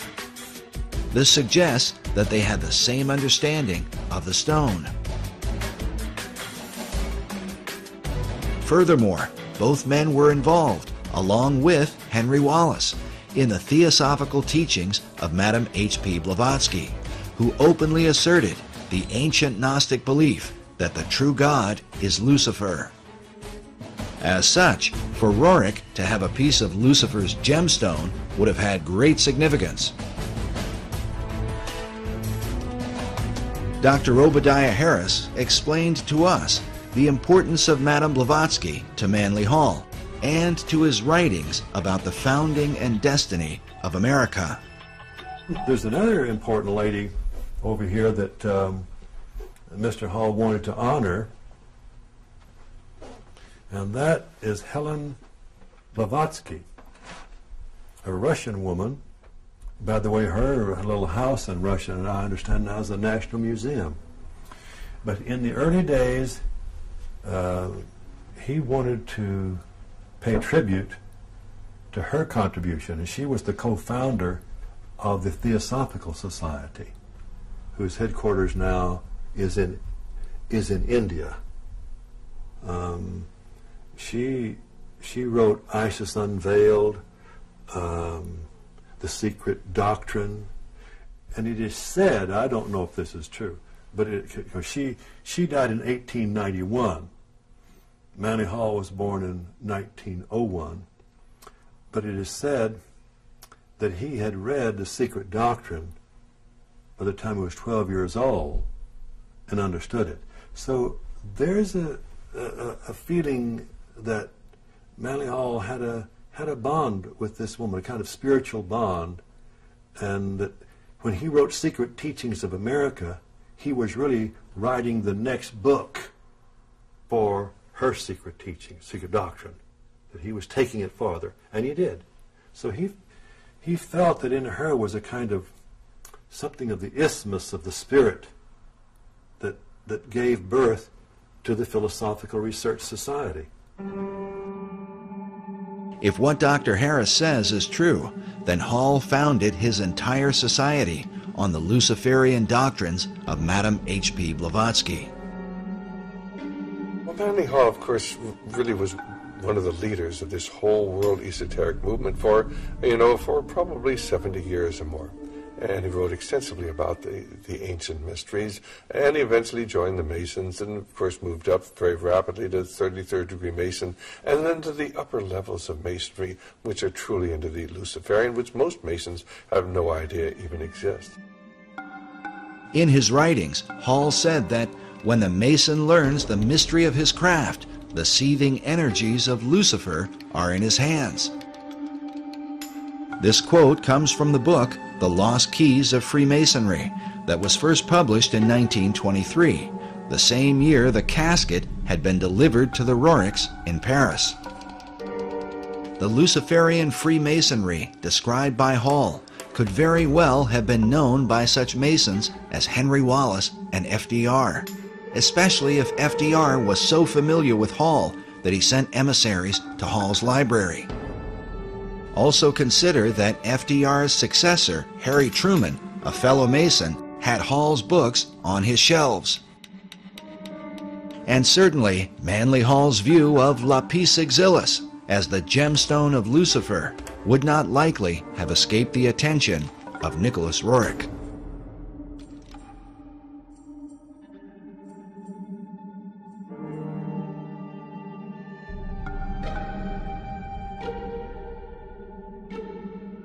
Despite Roerich's international mystique and influence in the Oval Office, he eventually suffered a sudden and sharp decline.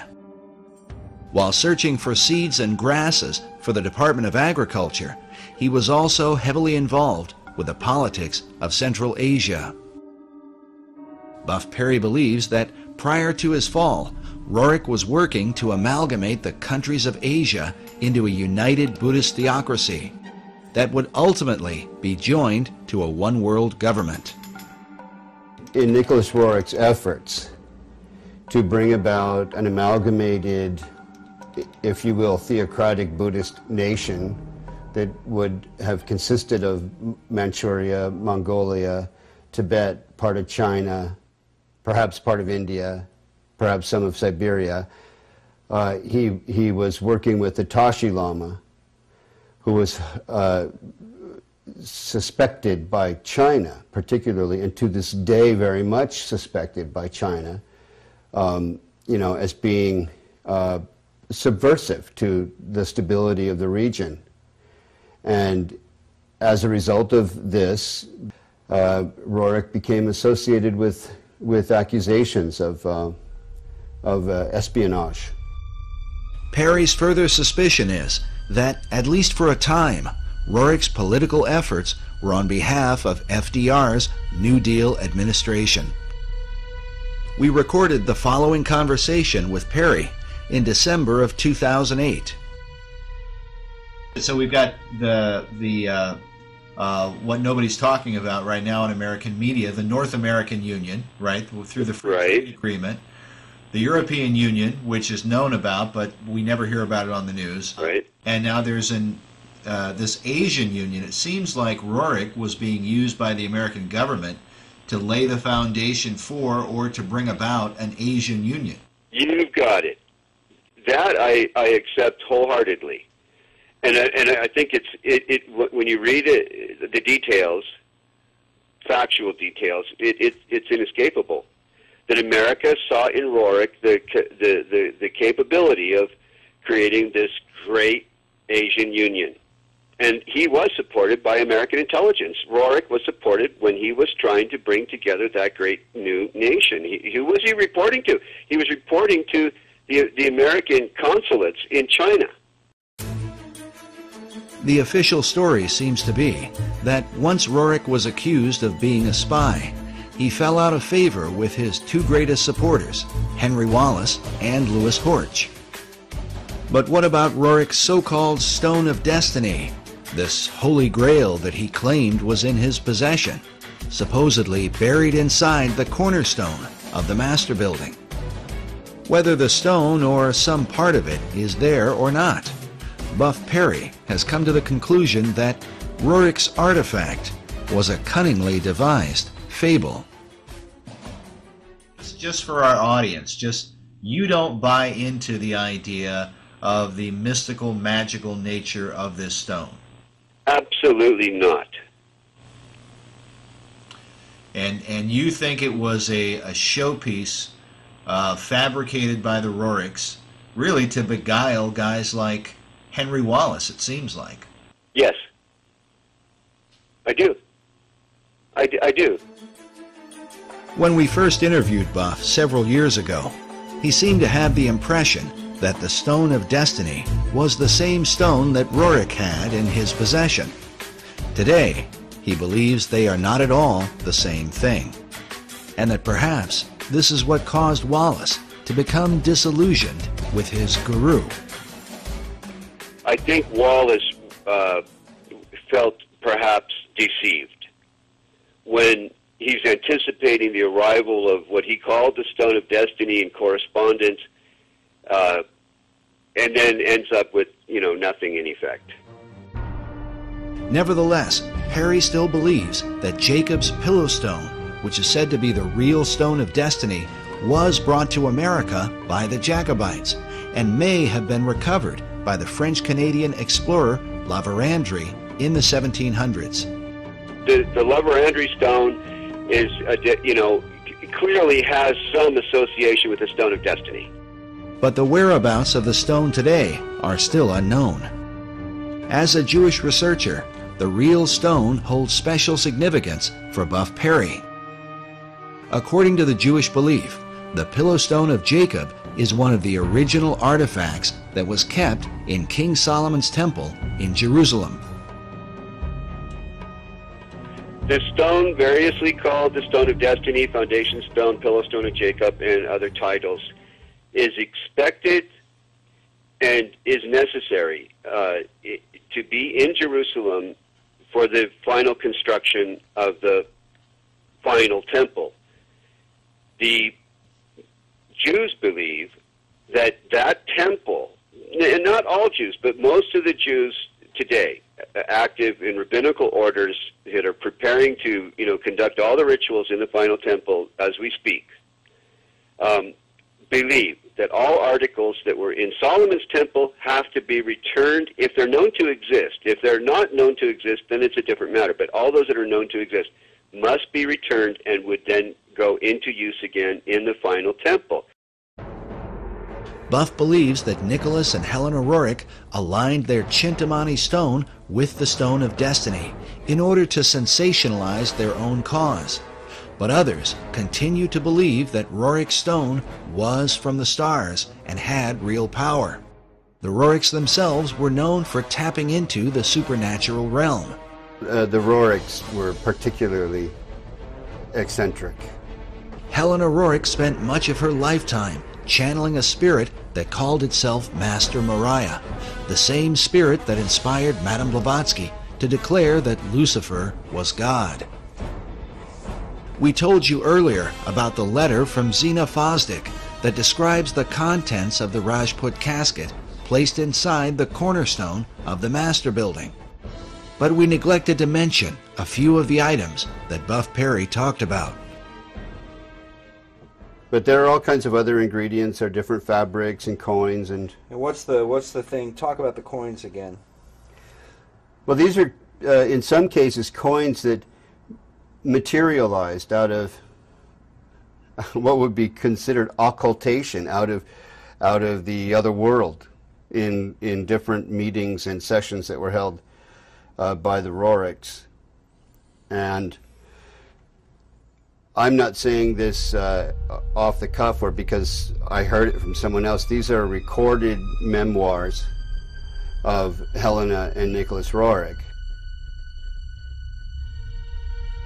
And of course, many of the people who are into the New Age are into astral projection and in contact with these spirit beings. And there really are spirit beings out there. They refer to them as the Masters of Wisdom, or the Great White Brotherhood, or the Enlightened Ones. And they believe that they are guiding society. These are actually demonic forces and demonic beings. And of course, they can materialize and disappear. The average individual says, oh, that can't be true. And yet it is true. And when you talk to the people who are dealing with this, they come in contact with this many times. They have accessed this other dimension, which is truly a demonic dimension. And of course, tragically, it's becoming increasingly apparent here in America as we turn our back on God, and we're not really a secular society.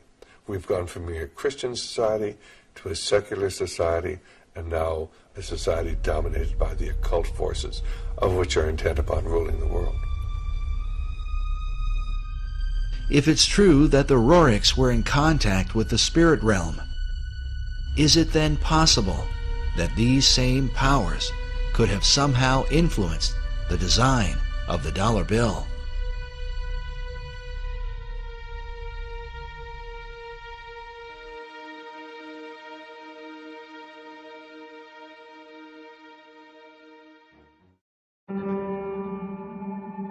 While the history surrounding FDR's administration is disturbing, there is said to be a darker level, and one that is openly satanic, in the design of the dollar bill. These allegations begin with a group founded in Bavaria in 1776, known as the Illuminati. The order was founded by a man named Adam Weishaupt, with the alleged purpose of perfecting society. The symbolism of the dollar bill, Adam Weishaupt, do you really think it has anything to do with the Illuminati, in your opinion? Is the Illuminati to be defined as Freemasons and Rosicrucians and other secret society members? If that's the case, then yes, I believe the symbol on the dollar bill, the truncated pyramid, is directly related to the Illuminati, because Roerich was the Illuminati. In the 18th century, the original order was thought to have a bloodthirsty agenda, and it was believed that they secretly worshiped Lucifer. George Washington warned about the Illuminati in his letters, while Thomas Jefferson and Benjamin Franklin were thought to be members of its inner circle. Which brings us to our next speaker. He claims to have been raised in a modern Illuminati family that dates back to the 1700s. He says that, as a child, he was made to practice black magic and witchcraft. His name is Doc Marquis. My family goes back into the Illuminati all the way back to 1789. Of course, we have no way of either confirming or denying Doc's claims, but it is worth noting that he has acted as an expert on the occult for law enforcement and the FBI. According to his publisher, in the past he has appeared on and consulted for Geraldo Rivera and Oprah Winfrey, and for shows like Hard Copy, Inside Edition, and Unsolved Mysteries. Doc has been a Christian since 1979, but he says that part of his upbringing in a family that worshiped Lucifer was to be taught about the secret Illuminati symbols of the dollar bill, and that understanding them begins with the Rothschild dynasty. Meyer Amschel Rothschild had made a very interesting and profound statement. He said, "Allow me to control and issue the money of a nation, and I care not who writes its laws." And he was right. Mayer Amschel Rothschild is called the founding father of international finance. In 2005, Forbes magazine ranked him 7th on their list of the 20 most influential businessmen of all time. All this happened back in 1776, and this was during May 1st and shortly thereafter.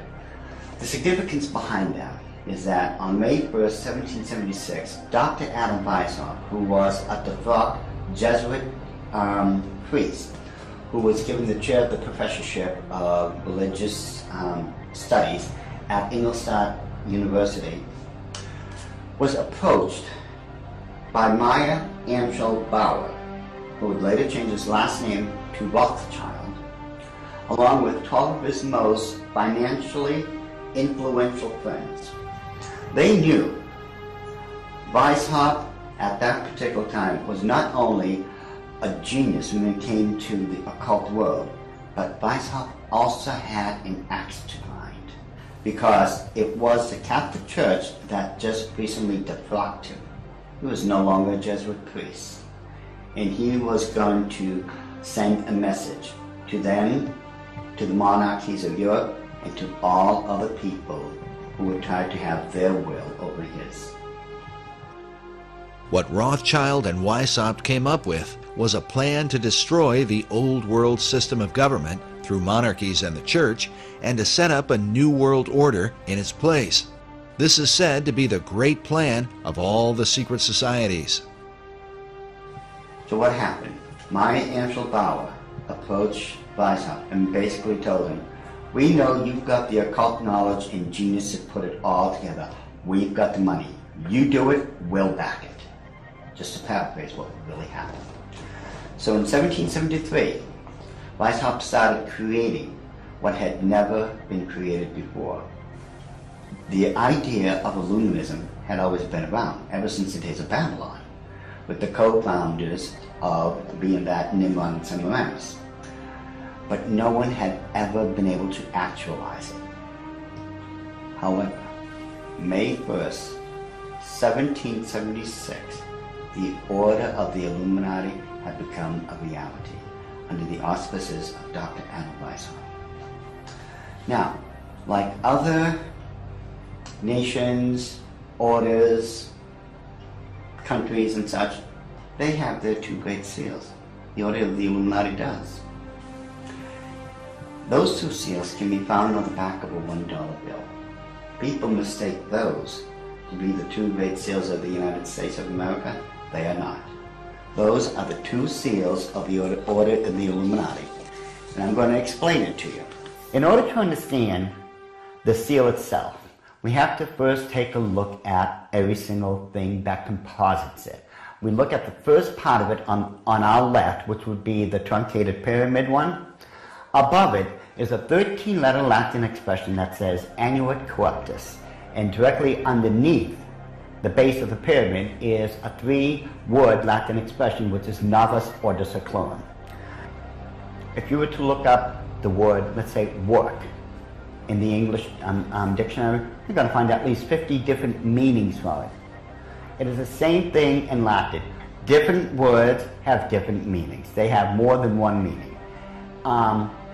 The word seclorum, one of the definitive meanings is secular. Something that is secular is of the world. So it is proper, very proper, to translate the bottom as New World Order, the Novus Ordo Seclorum. The whole of it is saying, announcing the birth of a new world order. This would be Dr. Adam Weishaupt himself, the very first head of the Order of the Illuminati.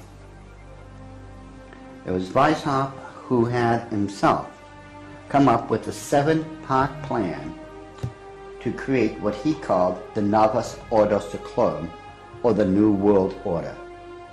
This is the person responsible for it.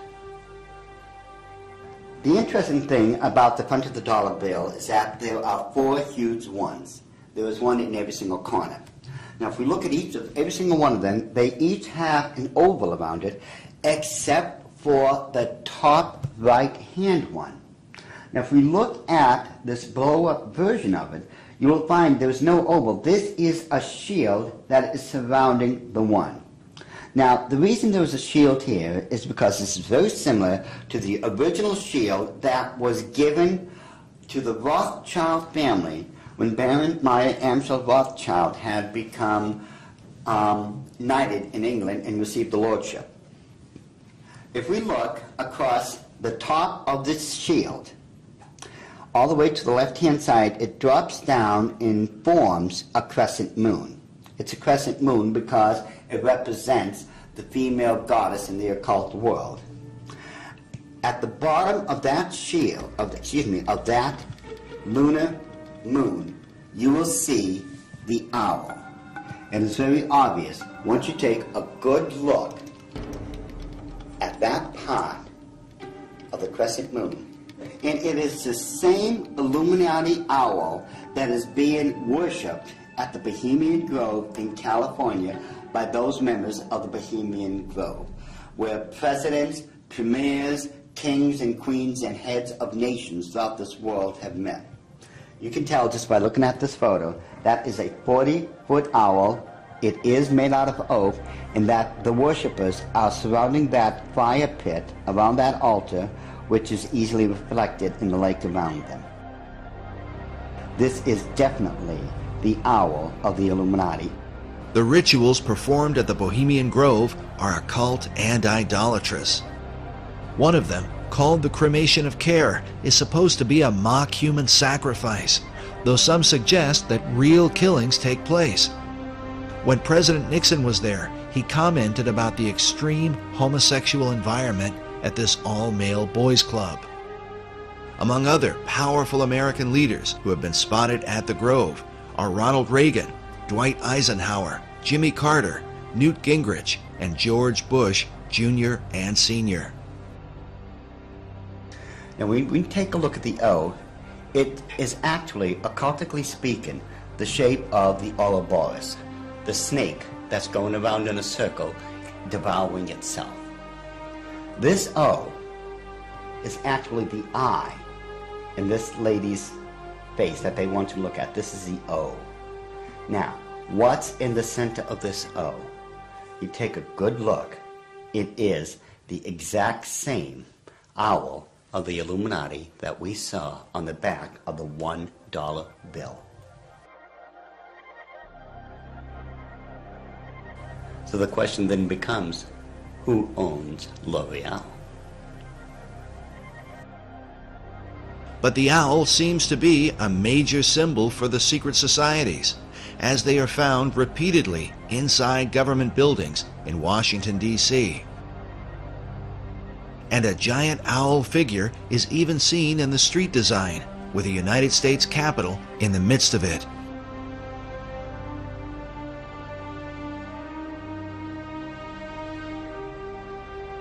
Now the Druids from the Gaelic means, Druid means men of oak. These people worshipped creation among other things, but their sacred symbol was the owl because the ancient god of magic and of the hunt was Pallas Athena. Her bird was the owl, and that owl represented wisdom. It always has. Pallas Athena was also the goddess figure who was said to inspire Sir Francis Bacon.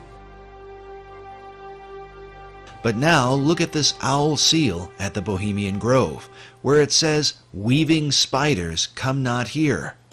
While the line is taken from Shakespeare's Midsummer Night's Dream, could this also be a veiled reference to what seems like a spider web design that forms the background of the dollar bill?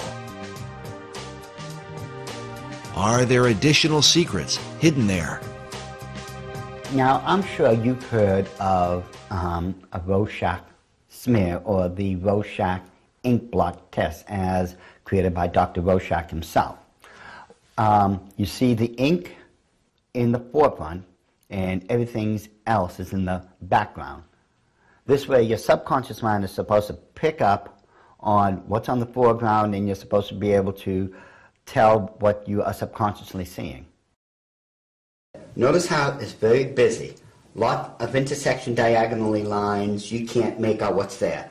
But let's get rid of the background noise, get rid of all the diagonal lines that doesn't belong there, and let's reverse the principle of Rorschach and take what's in the background and bring it to the forefront and see what's there. Because once we do that, we find out it's quite obvious that there is another Illuminati owl, and that it is perched on something that looks like an arrow. That is what they don't want you to see. Once you see this owl here and compare it to the other one on the left-hand side of it, it becomes very obvious that this is an owl. You can now begin to distinguish beyond all that busy signals and such that they don't want you to look through. Yet, they place there in honor of their totem bird, the owl of wisdom, which is the totem bird because their god, Lucifer, was supposed to have been the wisest of all of God's creation. Wisdom of Lucifer, wisdom into the bird, wisdom into the word Illuminati. Therefore, you know, the chain of wisdom is followed all the way through. All right, now, did they teach you this in the Illuminati? Yes.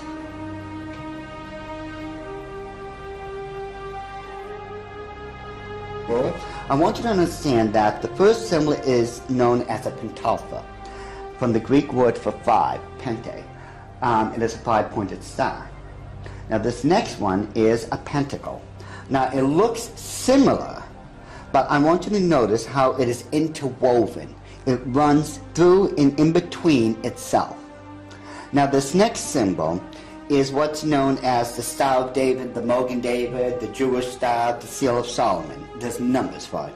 This is the symbol for the nation of Israel.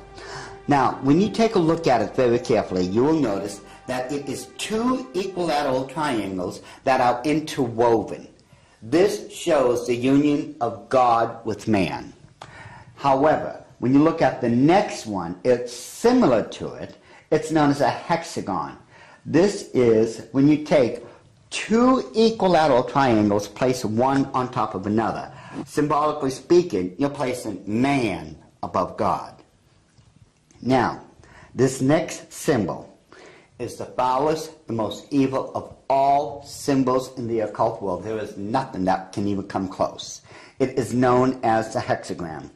It is the six-pointed star with a circle surrounding it. It is this symbol that must be used during high ceremonial magic or high ceremonial witchcraft when you are summoning up demons to this plane of existence. The use of the hexagram is said by Doc to be very symbolic and seems to represent the occult concept of a Christ figure, just as the Maitreya was for Nicolas Roerich and Henry Wallace. But what Christ do they mean? Doc believes the pattern of hexagrams in the design of the dollar bill provides the clue. If we take a look at the 13 stars directly above the head of the eagle and connect the dots, you will see where the very first hexagram is located. And if you notice that surrounding the hexagram is the 28 guidelines that make a circle. Now, inside every single point, the 6 points, is a star. There are 6 of them. They surround now the 7 stars. Remember, 6 is the number of man, 7 is the number of God. Now, it is man that is surrounding God or is placed above God. If what Doc is saying is true, this could represent the person the Bible calls the man of sin, who opposes and exalts himself above all that is called God or that is worshipped. Doc's interpretation seems to also fit the worship of Lucifer, for in the Bible, Lucifer declares that he will exalt his throne above the stars of God. Next, Doc claims a second hexagram can be found by connecting the various points where the much talked about number 13 is represented. And don't try to tell me it's the 13 colonies. There are 13 stars above the eagle's head, 13 stripes in the shield, 13 leaves on the olive branch, 13 arrows in the eagle's talon, and then 13 letters in the phrase E pluribus unum, which makes for 2 points on either side of the eagle's head, for the 6 points total of the hexagram. If we take a close look at the same seal and connect all the 13s together, just like we did when we were kids, when we were playing that game, connect the dots, once we connect all the 13s, it becomes very apparent where the second hexagram can be found. In this one, which is very obvious, already comes with a circle around it.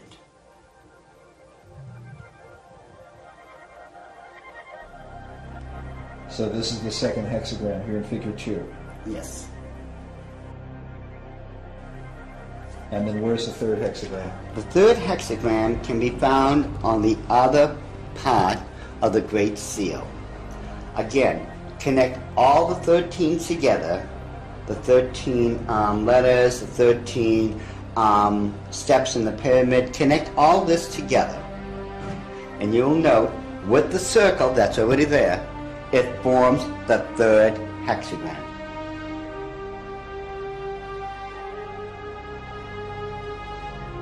In other words, a 6, a 6, and a 6.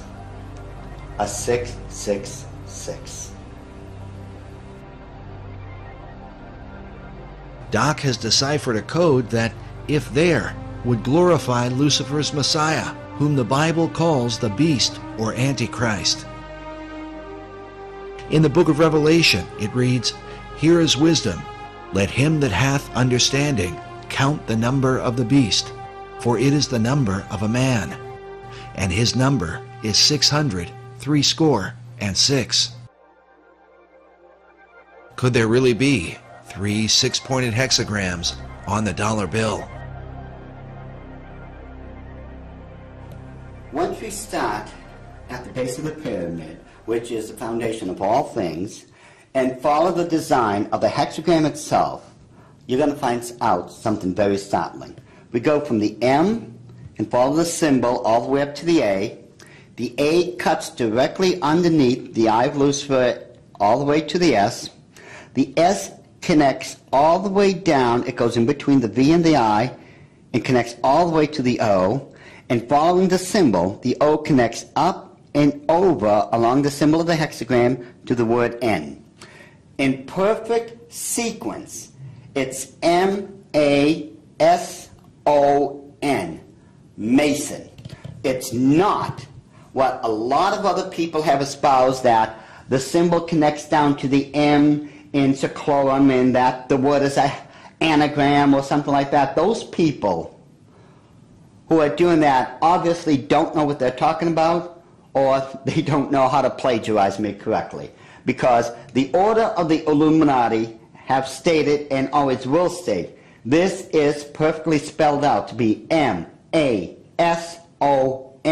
Mason. This points conclusively that the Masons have been involved in the order of the Illuminati. This was back during the Council of Wilhelmsbad, which would have been July 16, 1782.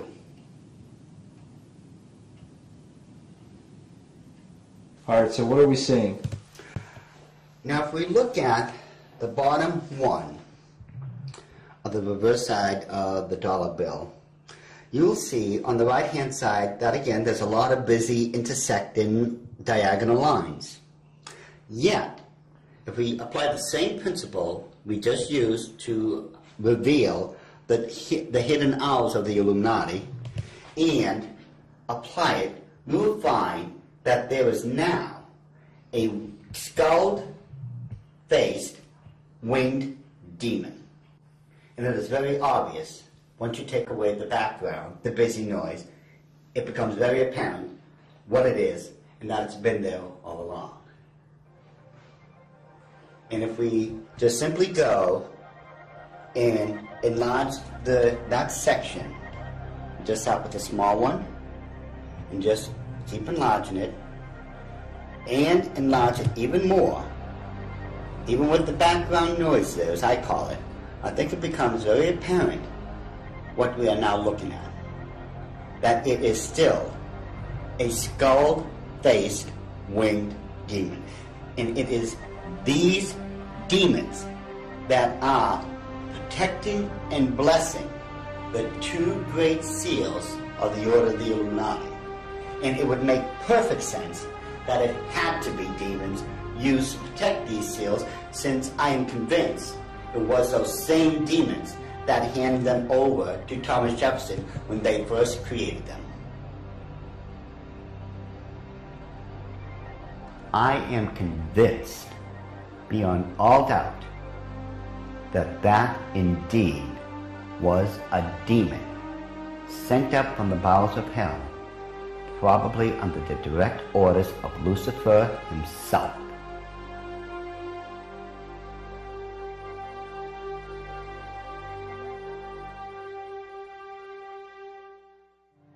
Doc Marquis makes it clear that he is no longer involved in the occult, and that since becoming a Christian, he has dedicated himself to warning others about the activities of the secret societies that worship Lucifer. I've been doing this now since the late 70s, when I first left the Order of the Illuminati, and that's when, at that point, I had become a born-again Christian. At that time, I realized what I had been doing all along.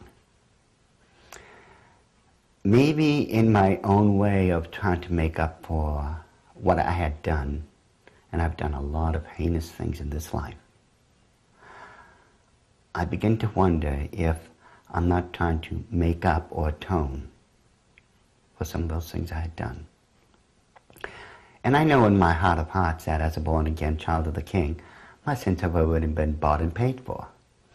But still, there's just that part of me that still feels so guilty about everything I've done.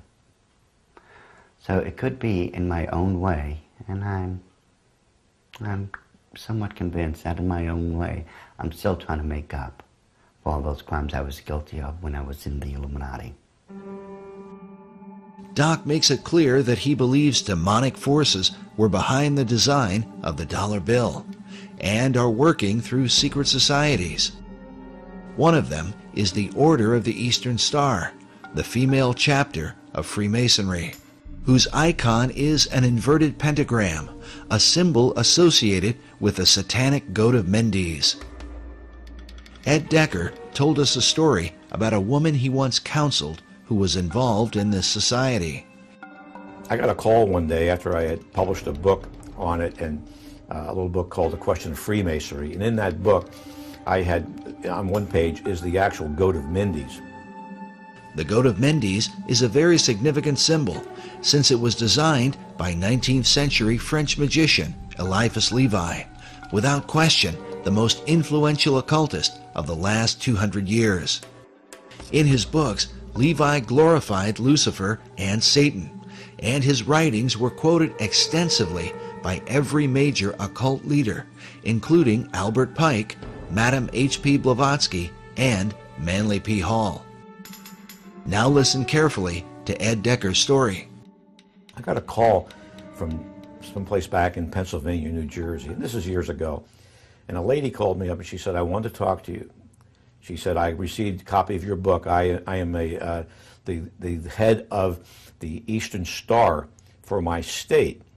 And she said, "Every time I go to another area of the state to do the induction of the leadership of the local chapters of the Eastern Star, I have these bad dreams, and it's like this demon comes in and attacks me in my bedroom, and it's this evil, evil thing.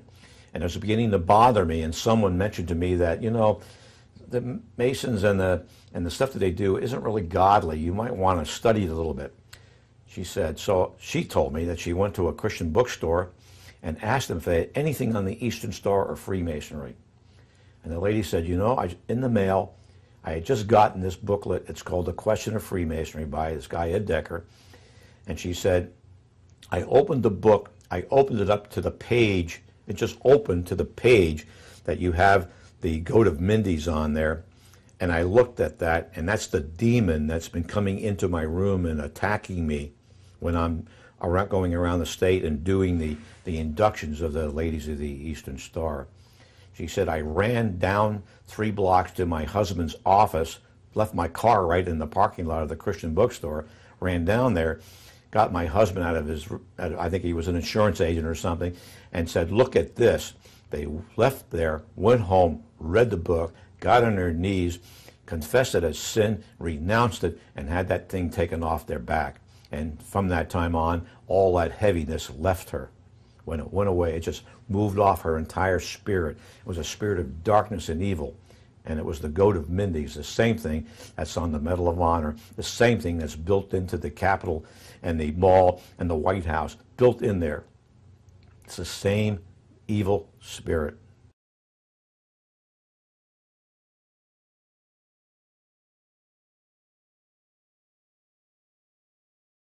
This whole idea of the Messiah and its relation, and the Messiah's relationship to the stone, and who that Messiah would be, and what would happen when the stone is returned to Jerusalem, and when the temple is built, it would be a replica of the original Solomon temple, not the Ezekiel, account.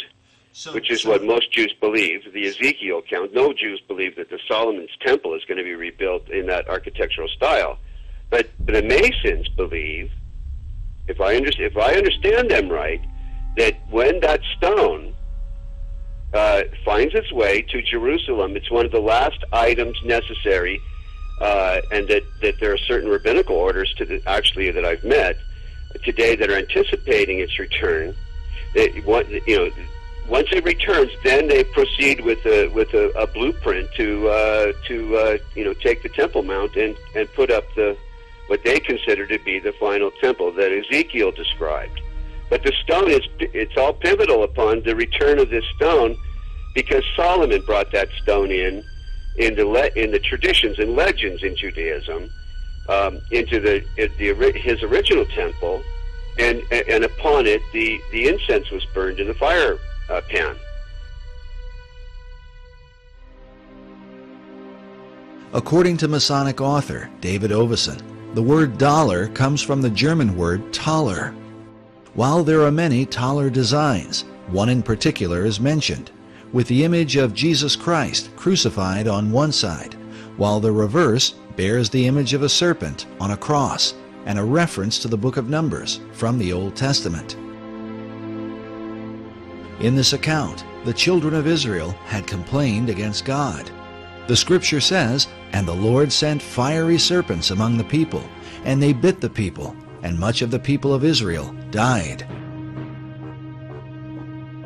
When they repented, God commanded Moses to erect a bronze serpent upon a pole, saying that everyone that is bitten, when he looketh upon it, shall live. In the New Testament, Jesus made reference to the bronze serpent as a picture of his crucifixion. He said, "As Moses lifted up the serpent in the wilderness, even so must the Son of Man be lifted up, that whosoever believeth in him should not perish, but have eternal life." Some believe that the serpent cross is the original inspiration for the American dollar sign today. While the image of the bronze serpent holds a very particular meaning for Christianity, David Ovesen explains that Kabbalists and alchemists find an interesting parallel in the Hebrew gematria. The Hebrew word for the serpent of Moses is Nakash, which means the shining one. The numerical gematria for Nakash is 358. This is also the numerical equivalent for the Hebrew word Mashiach, or Messiah. Oveson claims that these numerical equivalents allowed magicians to draw a connection between the brazen or bronze serpent and the Messiah. But exactly what Messiah do they mean? The phrase e pluribus unum, or out of many, one, appears in the banner held in the mouth of the American eagle. The word one appears a total of 7 times on the dollar bill. Oveson writes, in magical numerology, the number 7 is regarded with a special veneration. Certain texts that deal with the meanings of numbers insist that 7 stands for the complete temple. The temple he refers to is the ancient temple of God, built by King Solomon in the city of Jerusalem.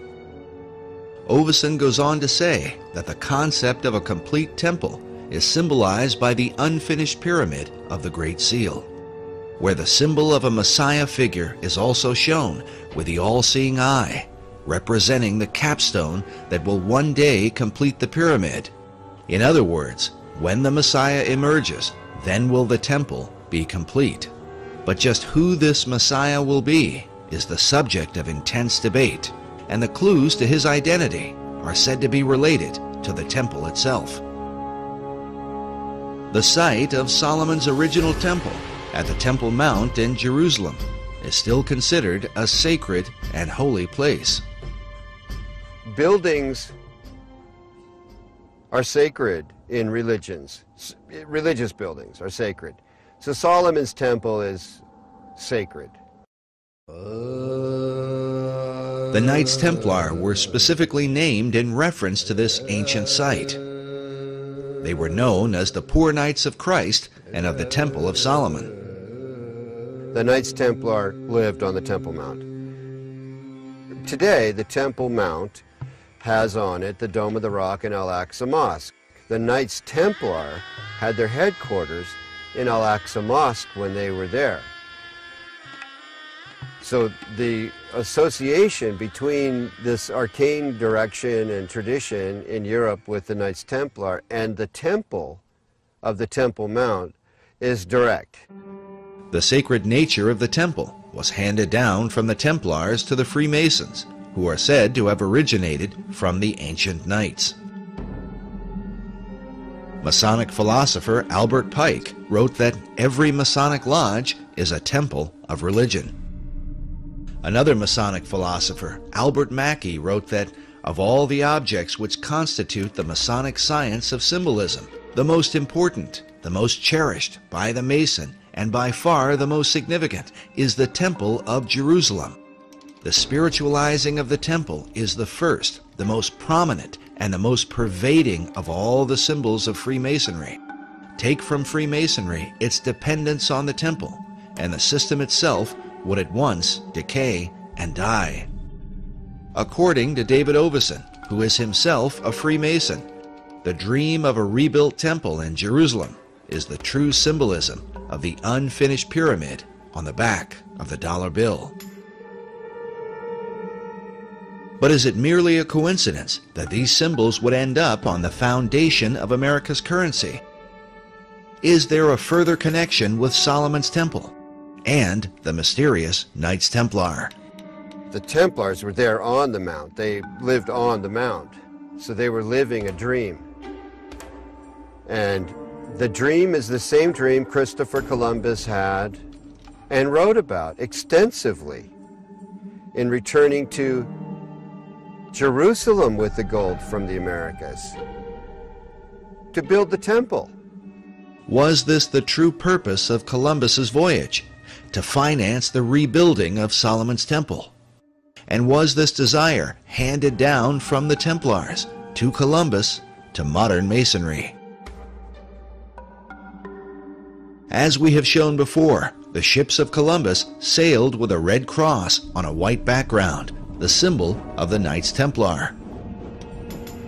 But despite the interest of Templars and Freemasons, the original temple begins with the Jewish people.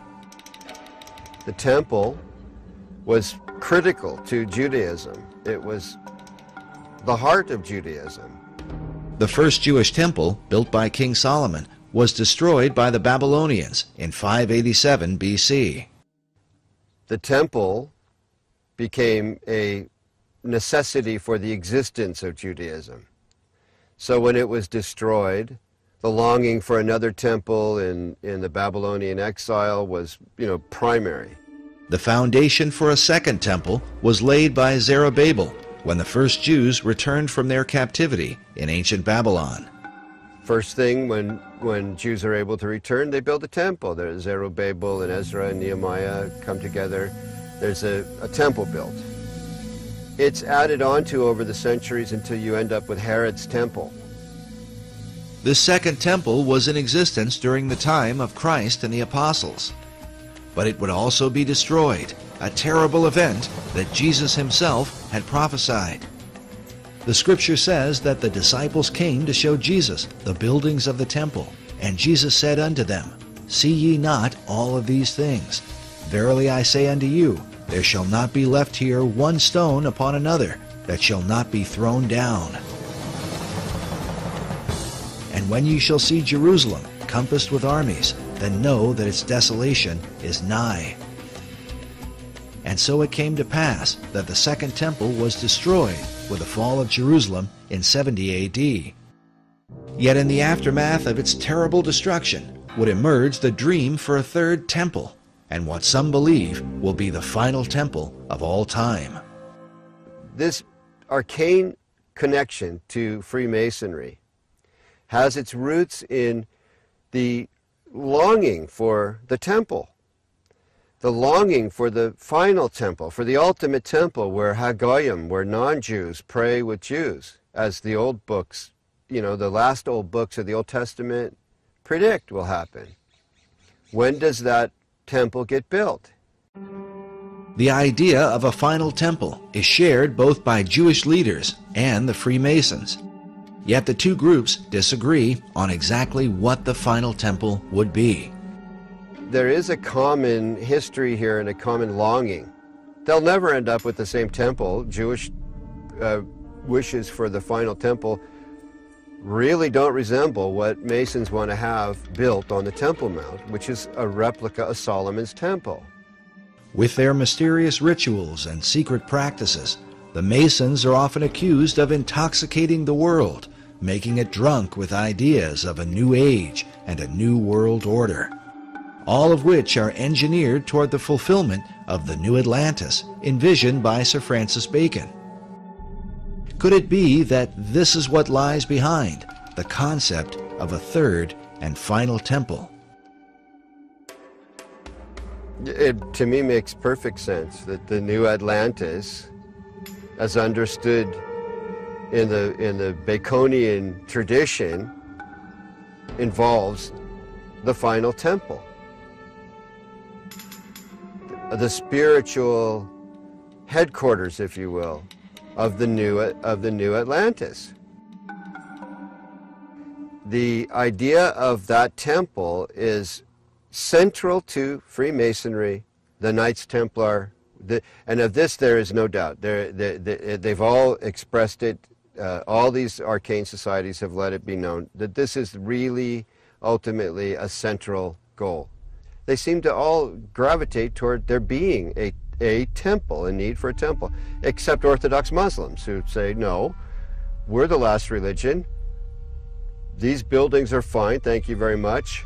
Become a Muslim and you can pray in them and hang out on the Temple Mount, which is not going to happen. So that leads to a pretty ugly likelihood. If people who want a temple get their way, there's going to be a bloodbath there. Also, I believe it's spiritual because Satan has always desired God's place. That's why in Masonry you have Jebulon right there on the altar, Baal, the ruler of demons, in the Masonic altar. And Masons are generally, obviously, being deceived.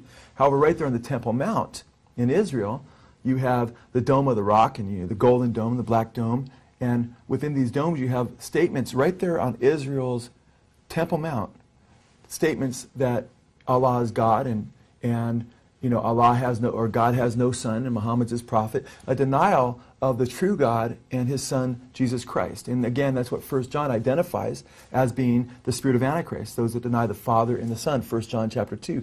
And that's a harbinger of the ultimate Antichrist to come, who's going to sit in the temple of God, showing himself that he is God. So isn't it interesting? Here we have Benjamin Krim speaking of a coming Maitreya, who will rule as the coming Imam Mahdi of Islam. Of course, he can't really rule, and there can't be world peace unless the Jews, in his mind, are annihilated. And by the way, according to Muslim teachings in the Hadiths, when the Imam Mahdi comes, or when the Messiah comes, he will destroy the Jews and the people of the cross. So all of this stuff, incredibly, it fits together just too well. But praise God, because from my perspective as a Christian, Jesus Christ said, when you see these things beginning to take place, lift up your head, for redemption is drawing near.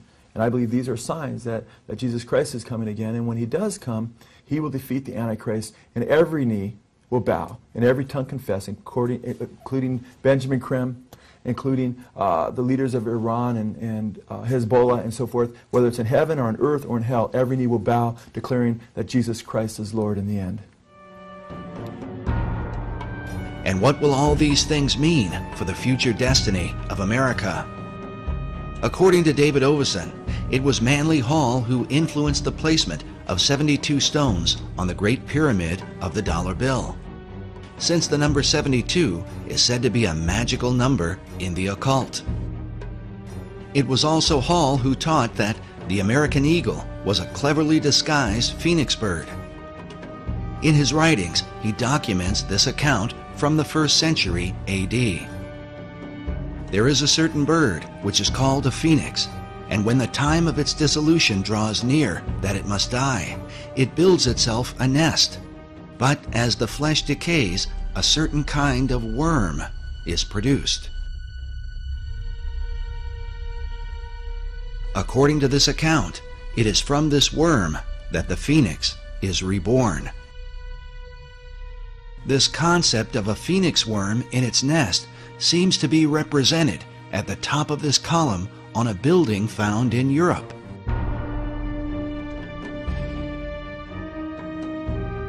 But in Washington, D.C., up at the tops of the 72 columns of the National Archives building, we find nearly identical carvings, all perched beneath the throne of destiny itself. Could this somehow be a veiled reference to the secret destiny of America? Watching the strength of the American dollar decline, we consider America's founder, George Washington. Around his image on the face of the dollar is said to be an omega symbol, signifying the end. But what end? Many researchers have come to believe that the plan of these Luciferian societies is that, like the Phoenix of old, the America that we know will ultimately be destroyed, and that from her ashes will be born a new world order.